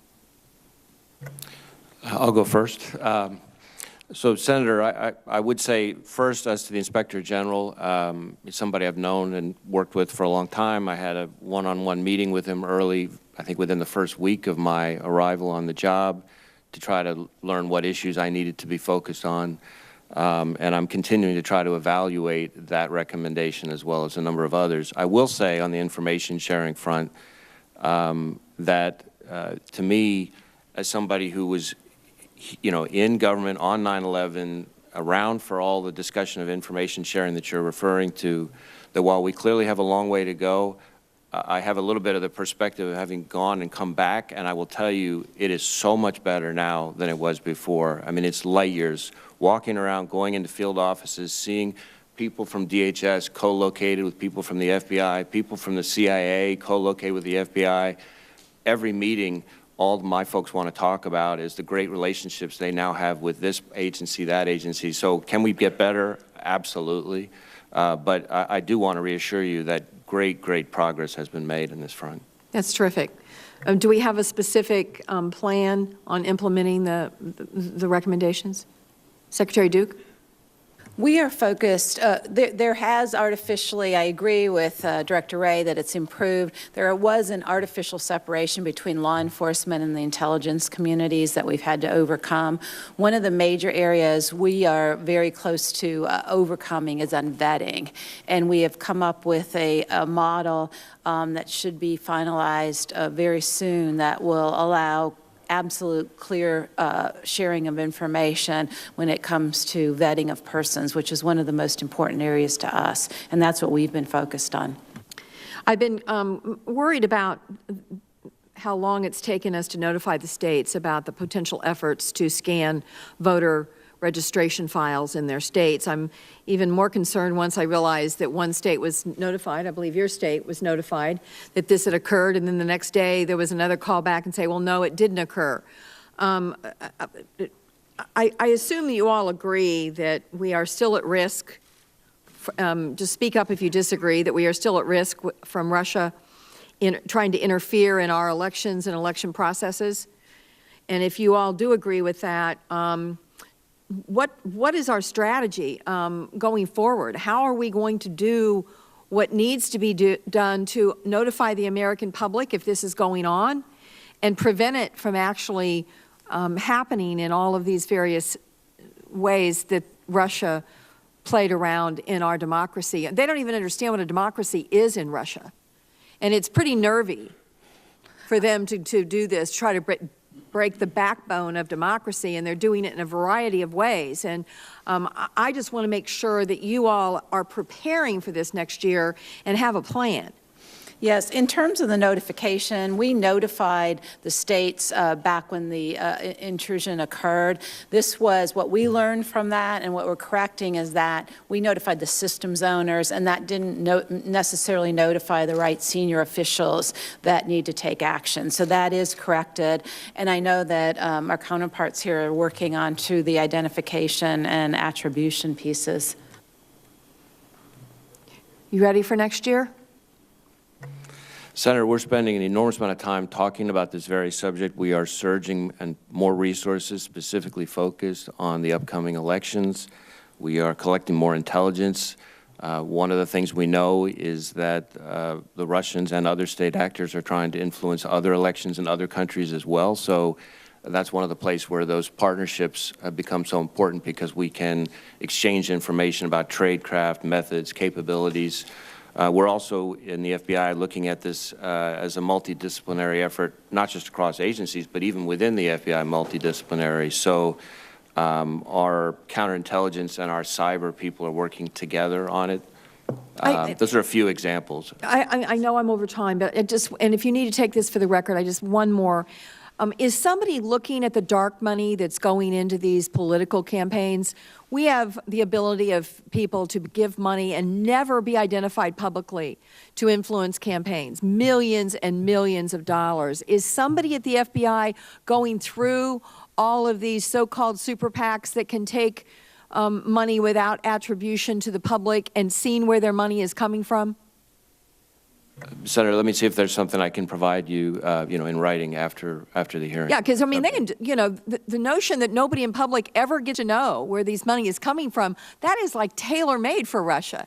And that's where the majority of the money is being spent in our elections right now, sadly, as a result of Citizens United. Senator Langford. Thank you. Director Wray, let me ask a question and just read something that comes off the FBI website. It says, hate itself is not a crime, and the FBI is mindful of protecting freedom of speech and other civil liberties. So what I'm trying to figure out is a trend and a direction. I hear a lot about hate groups now, and then we've always talked about hate crimes. So what I'm trying to figure out is the FBI maintaining a list of hate groups that are under greater scrutiny, and if so, how is that list developed? Senator, we do a couple different things. Our focus is not on, we don't track movements or ideologies or groups that have specific beliefs. We focus on situations where, so from the terrorism angle, right, there's two different pieces of that. There's a domestic terrorism angle, for example, and a hate crime angle, and we do both. We focus on the threat of violence.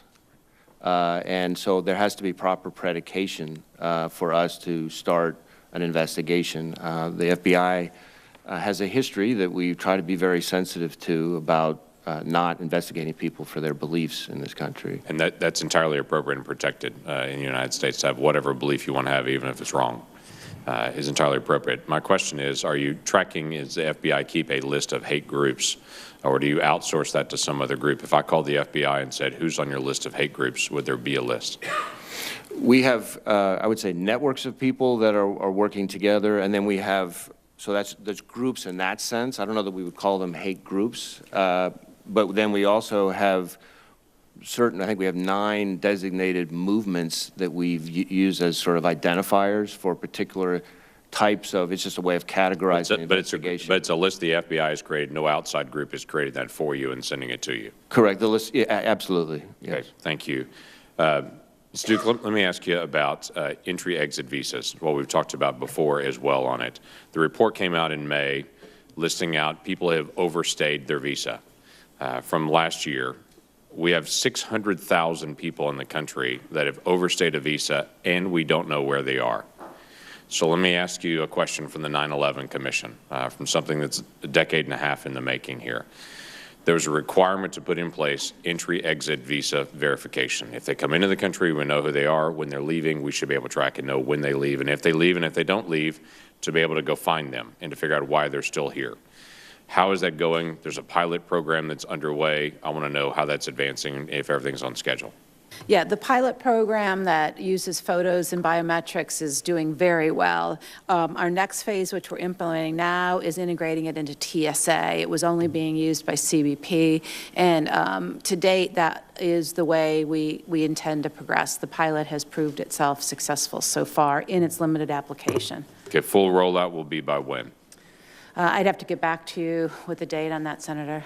Okay, that would be very helpful just to be able to get a feeling of when we're rolling out and how long this is going to take. This has been a request for a very long time of Congress, and I know you're walking into this and trying to help finish a project that is ongoing, but it's one that is exceptionally important and continues to grow in importance. Agree. Let me ask a little bit about election again. I had asked you before about any state request for on-site assessments, and you felt like any state that wants to get it, that you're prepared to be able to do it. I would tell you I've had this conversation before with DHS folks, and their statement to me was, if we had more than just a few states ask us, we are not personnel ready to be able to actually go help them in time for the 2018 elections. So what I'd like to do is have a longer conversation with you where we can walk through and see what you're going to need to be able to be at that point, because it's been my understanding in the past that DHS is currently not prepared to be able to fulfill requests as they're coming in. It may be requests are not there yet, but if 10 states all made the request at the same time, we couldn't make it in time for the 2018 election. And we've got a lot more than 10 states that may make that request, and try to figure out how we can get you ready for that. The other one is trying to get states, and what I'm interested in is your perception, where states are right now and understanding the risk. As the notifications have gone back out again to individuals, and thank you for correcting who gets notified in states, that does make a difference in getting the message out. But as that's going out, do states understand the significance of the cyber threats they face on their network, from their voter data lists, from the equipment that they're there? Are they prepared to do an audit? And again, I'm not asking for the federal government to take over the state's elections. That's theirs. But are they prepared to be able to do an audit where they can verify with paper and with electronic, if they use electronic, to be able to even audit after the election whether their machines have been hacked or affected at all? We've seen some more interest. There still is people, I think, artificially delineating between voter databases and election. Right. And so I would like to see more sense of urgency, but the cyber threats are at the forefront of us every day. Right. Well, if they get into a voter database and they delete people or they add people, you lose the integrity of the election at that point, and people lose trust because they show up and they're not registered to vote, and they used to be, and now suddenly they're gone from a list because someone reached in and changed it. So that does affect, again, just the sense of trust in the election, and want to be able to maintain that, and to be able to push back on the Russians or anyone else that may try it next time, and to say, not on our system, not ever. Anyway, thank you. Senator Hassan. Thank you, Mr. Chairman. And just to echo Senator Lankford's point, one observation I have is that DHS often has very good relationships with Homeland Security personnel and emergency preparedness folks in the states. The outreach to the folks who run elections in the states is kind of a new thing for DHS, and I would urge you to marshal the resources that you have good relationships with in the states to try to foster that bridge to the election officials, because we all share this sense of urgency about 2018. I wanted to follow up on Chairman Johnson's very important question on the ISIS diaspora. Not all ISIS members are going to die on the battlefield, as you have all pointed out, and we're going to need a robust strategy for dealing with ISIS foreign fighters once the so-called caliphate truly fails. So to that end, Secretary Duke, I want to ask you about ISIS team of Homeland Security investigation officers that are now deployed to 30 U.S. embassies and consulates. These teams of law enforcement officers, which we call visa security teams, are trained counterterrorism professionals who aid the State Department's consular offices as they make decisions about whether to grant U.S. visas to foreign nationals. Given the chance that many ISIS foreign fighters will return to their home countries, it's going to be even more important that we have these visa security teams at more than 30 U.S. diplomatic posts where they are currently deployed. Can you commit to expanding the number of posts at which visa security teams are located? I should note that my staff is working with the chairman and ranking member staff to do that, but is that something the department can commit to us on? We're reviewing that right now, so I don't know if more are needed. Additionally, we're increasing vetting overall, but that has been very useful to us. Well, we would look forward to working with you on that, because I think there are a number of us that think that 30 isn't enough, and we want to do everything we can to partner with you on that. I also wanted to touch on the issue of white supremacist and neo-Nazi threats. I want to echo my colleagues from California's concerns. Mr. Chair, I think we need an absolutely thorough oversight effort in this regard, focused specifically on the threats posed by white supremacists and neo-Nazis. I want to turn to you, Director Wray, because there are some complexities that go to domestic terrorism versus international terrorism. From an initial review, the FBI's ability to prevent and address acts of international terrorism appears to be very different from their ability to prevent and address domestic terrorism. For one, while domestic terrorism and international terrorism are defined in statute, as you pointed out, there's no criminal offense or charge, as I understand it, of domestic terrorism, although there is an international terrorism offense and charge on the books.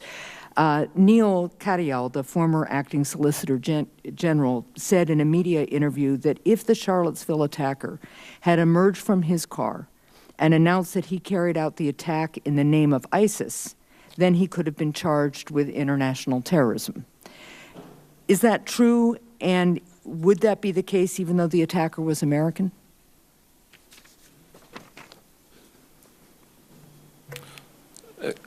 We can charge ISIS supporters, whether they're American or foreign, under the various material support statutes and things like that. Yeah. I will say, Senator, I just want to make sure that I'm not confusing the committee in some way about our effectiveness in the domestic terrorism space. Our approach in the terrorism arena, in both international terrorism and domestic terrorism, and this is a product of the immediate post-9/11 era, is to look for every possible tool we have. And a lot of times the best charge may not, even in the international terrorism arena where we have a statute, may not be the terrorism charge. There may be reasons why it's simpler, easier, quicker, less resource intensive, and you can still get a long sentence with some of the other offenses. And so that's really the approach we've been taking on the domestic terrorism front, where a lot of times there are good, effective, very serious charges we can bring. And so even though you may not see them from your end as a domestic terrorism charge, they are very much domestic terrorism cases that are just being brought under other criminal offenses. No, and I do understand that, but I also am concerned about making sure that we are doing everything we can to go after these domestic terrorism groups who promote violence. So I've just been trying to think through, let's say we had a case of neo-Nazism terrorism. There's nothing, as I understand it, the defining factor for a charge of international terrorism can be whether the idea is, the ideology that is being espoused comes from outside of the United States. So there's nothing American or inherently domestic about Nazis. So if a neo-Nazi carries out a mass murder while yelling Heil Hitler, that would certainly appear to be an ideology that originated from outside of America's borders. So could they be considered international terrorists? Senator, I'd have to think about that one a little bit. I'm not sure that we would call that international terrorism, but we have brought neo-Nazi cases. We're going to continue to bring them when we have the proper predication and the elements of the offense. And I have not been hearing from my folks that they've been feel hamstrung in that space. But as I said to Senator Peters, we can always use more tools in the toolbox to try to be as effective as possible. Well, I thank you for that, and I think it just goes to the point that there are some real complexities here, and we want to make sure that we are giving you appropriate tools, recognizing the complexity of the domestic situation, but also the real danger of these terrorist groups. With that, I thank all of you for your service very much and for being here today. Thank you, Senator. Senator Carper. Thanks. Thanks. I apologize for being in and out. We have a bunch of hearings going on, and we all serve on different committees, as you know. I'm pleased to be able to participate, at least intermittently.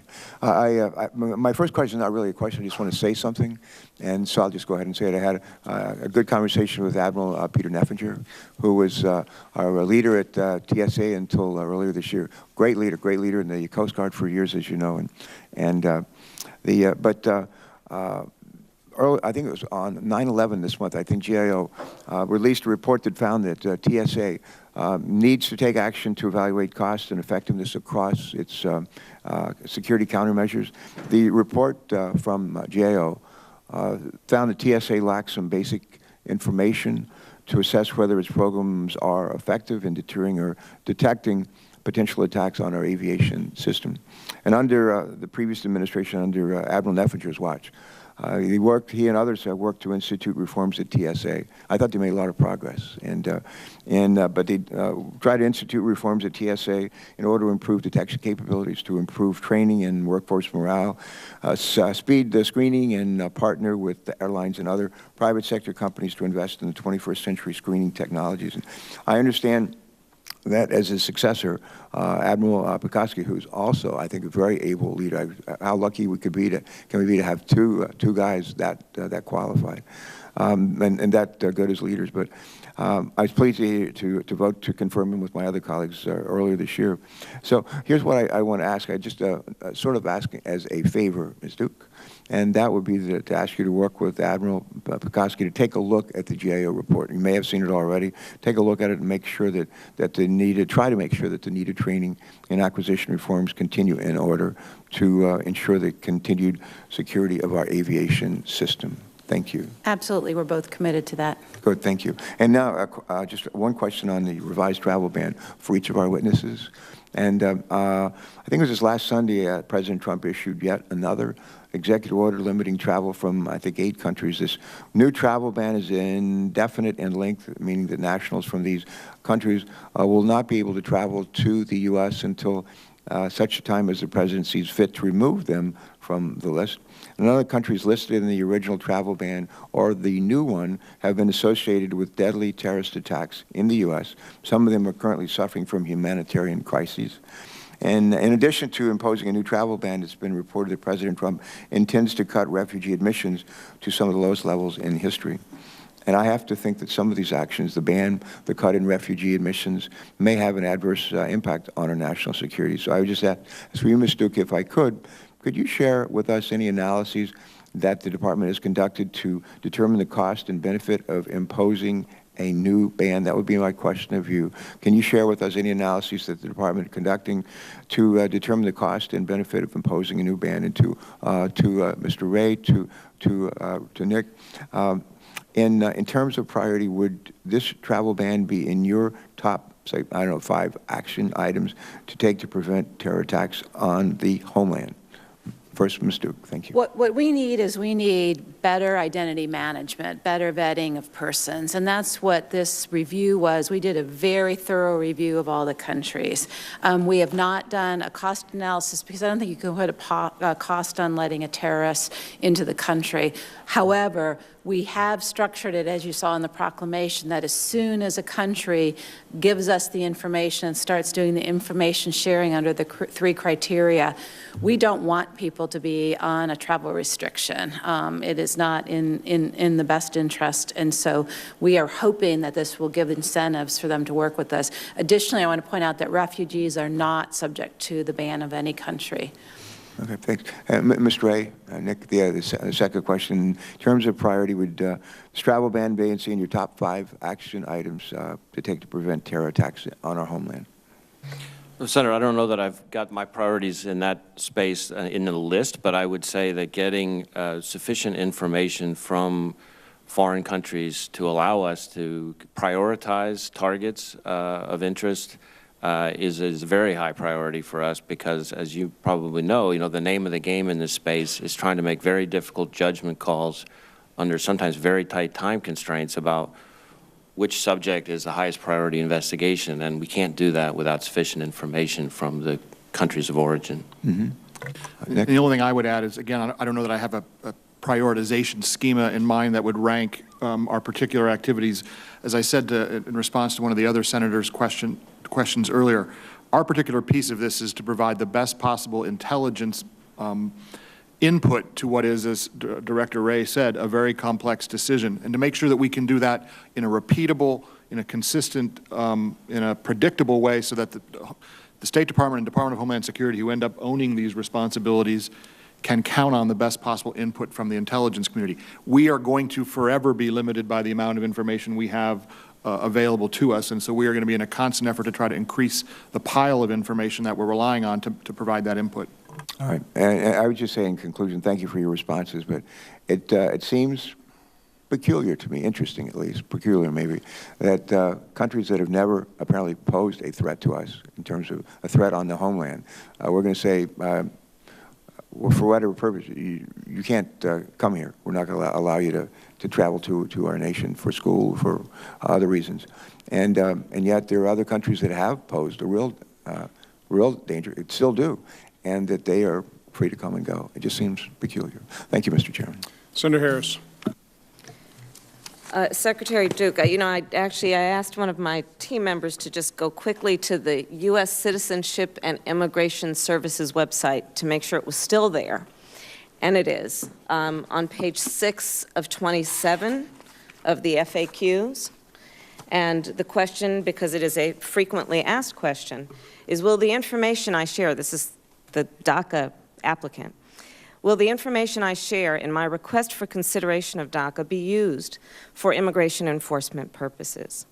And they are told in the answer in this document, individuals whose cases are deferred pursuant to DACA will not be referred to ICE.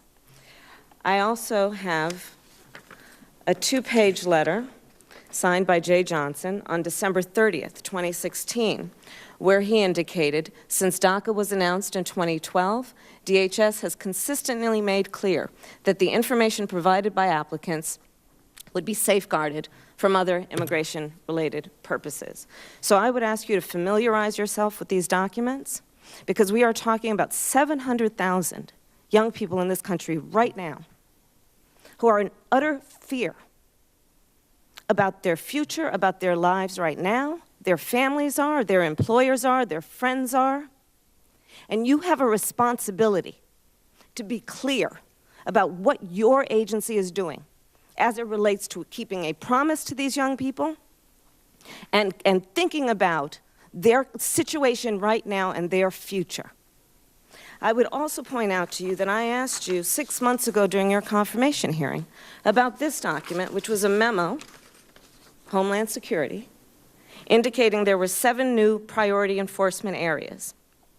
And the 7th, which reads, in the judgment of an immigration officer, they may have enforcement responsibilities if in their judgment that person poses a risk to public safety or national security. I asked you then, what are the factors for consideration, and how are you training your agents on how they should exercise that judgment, knowing that you have limited resources, and there are potentially a lot of people that could fall in that category? You indicated to me you would get back to me on how those agents are being trained, and you've not done that. On a separate matter, you have indicated on September 5th that DACA would be rescinded and that these individuals would have until October 5th to reapply. Otherwise, they would fall out of status. And my question to you is, did your agency directly notify the DACA recipients that they will be eligible to renew their applicants? Did you notify them directly, or was this just through the press? No, we have not contacted each individual directly. And you've given them a month from the time that that word went out, 1 month only, to apply to renew their status, which requires them to submit many forms and fill out the information in those forms. It requires them by October 5th to also provide a $495 application fee. Within 1 month, it requires them to supply 2 passport photographs. Passport photographs cost between about $15 and $20. Last time I looked, federal minimum wage is about $7.25 an hour. And so my question to you is, given the responsibilities that they are required to meet to apply before October 5th, given also, and we've talked about it in this hearing, the impact of Harvey and Irma and Maria, will you consider extending the deadline beyond October 5th for these kids to apply? I am just as passionate as you are about doing the right thing by the people in America, and I commit to working with Congress to do the right thing. An unconstitutional program that only keeps them in 2-year limbo status is not the right answer for these people. So are you willing to extend the deadline that you've already set, given the circumstances of these natural disasters that have also occurred in the interim? We have not been notified by anyone that natural disasters have affected. I have looked into the process. There is a money issue, I agree with you there, but the process itself is very simple. We will do what was right. It is an unconstitutional program, so that is constraining, and I hope that we can come up with a better solution through Congress. Are 700,000 young people supposed to suffer because you didn't figure out how to implement this program properly? Are 700,000 young people supposed to be terrified because they can't come up with a lot of money within 1 month? It's not my position to come up with a statute. That would be Congress's responsibility. Who came up with the decision that they would be given 1 month from September 5th to October 5th?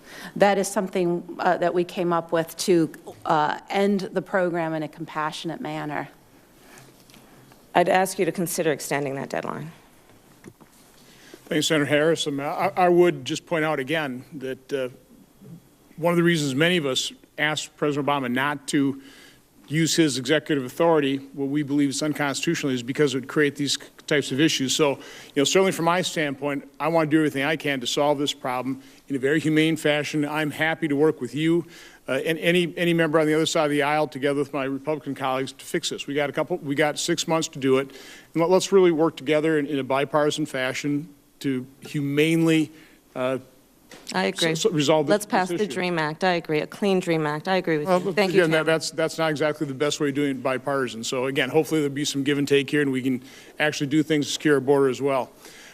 With that, again, I want to thank all of our witnesses, not only for your testimony, written and oral, the time you've taken, but literally just the commitment you've made to this nation. It's a 24/7 job. Every last one of your positions here. It's an enormous responsibility, and this committee thanks you sincerely for doing that. With this, the hearing record will remain open for 15 days until October 12th, 5 p.m. for the submission of statements and questions for the record. This hearing is adjourned.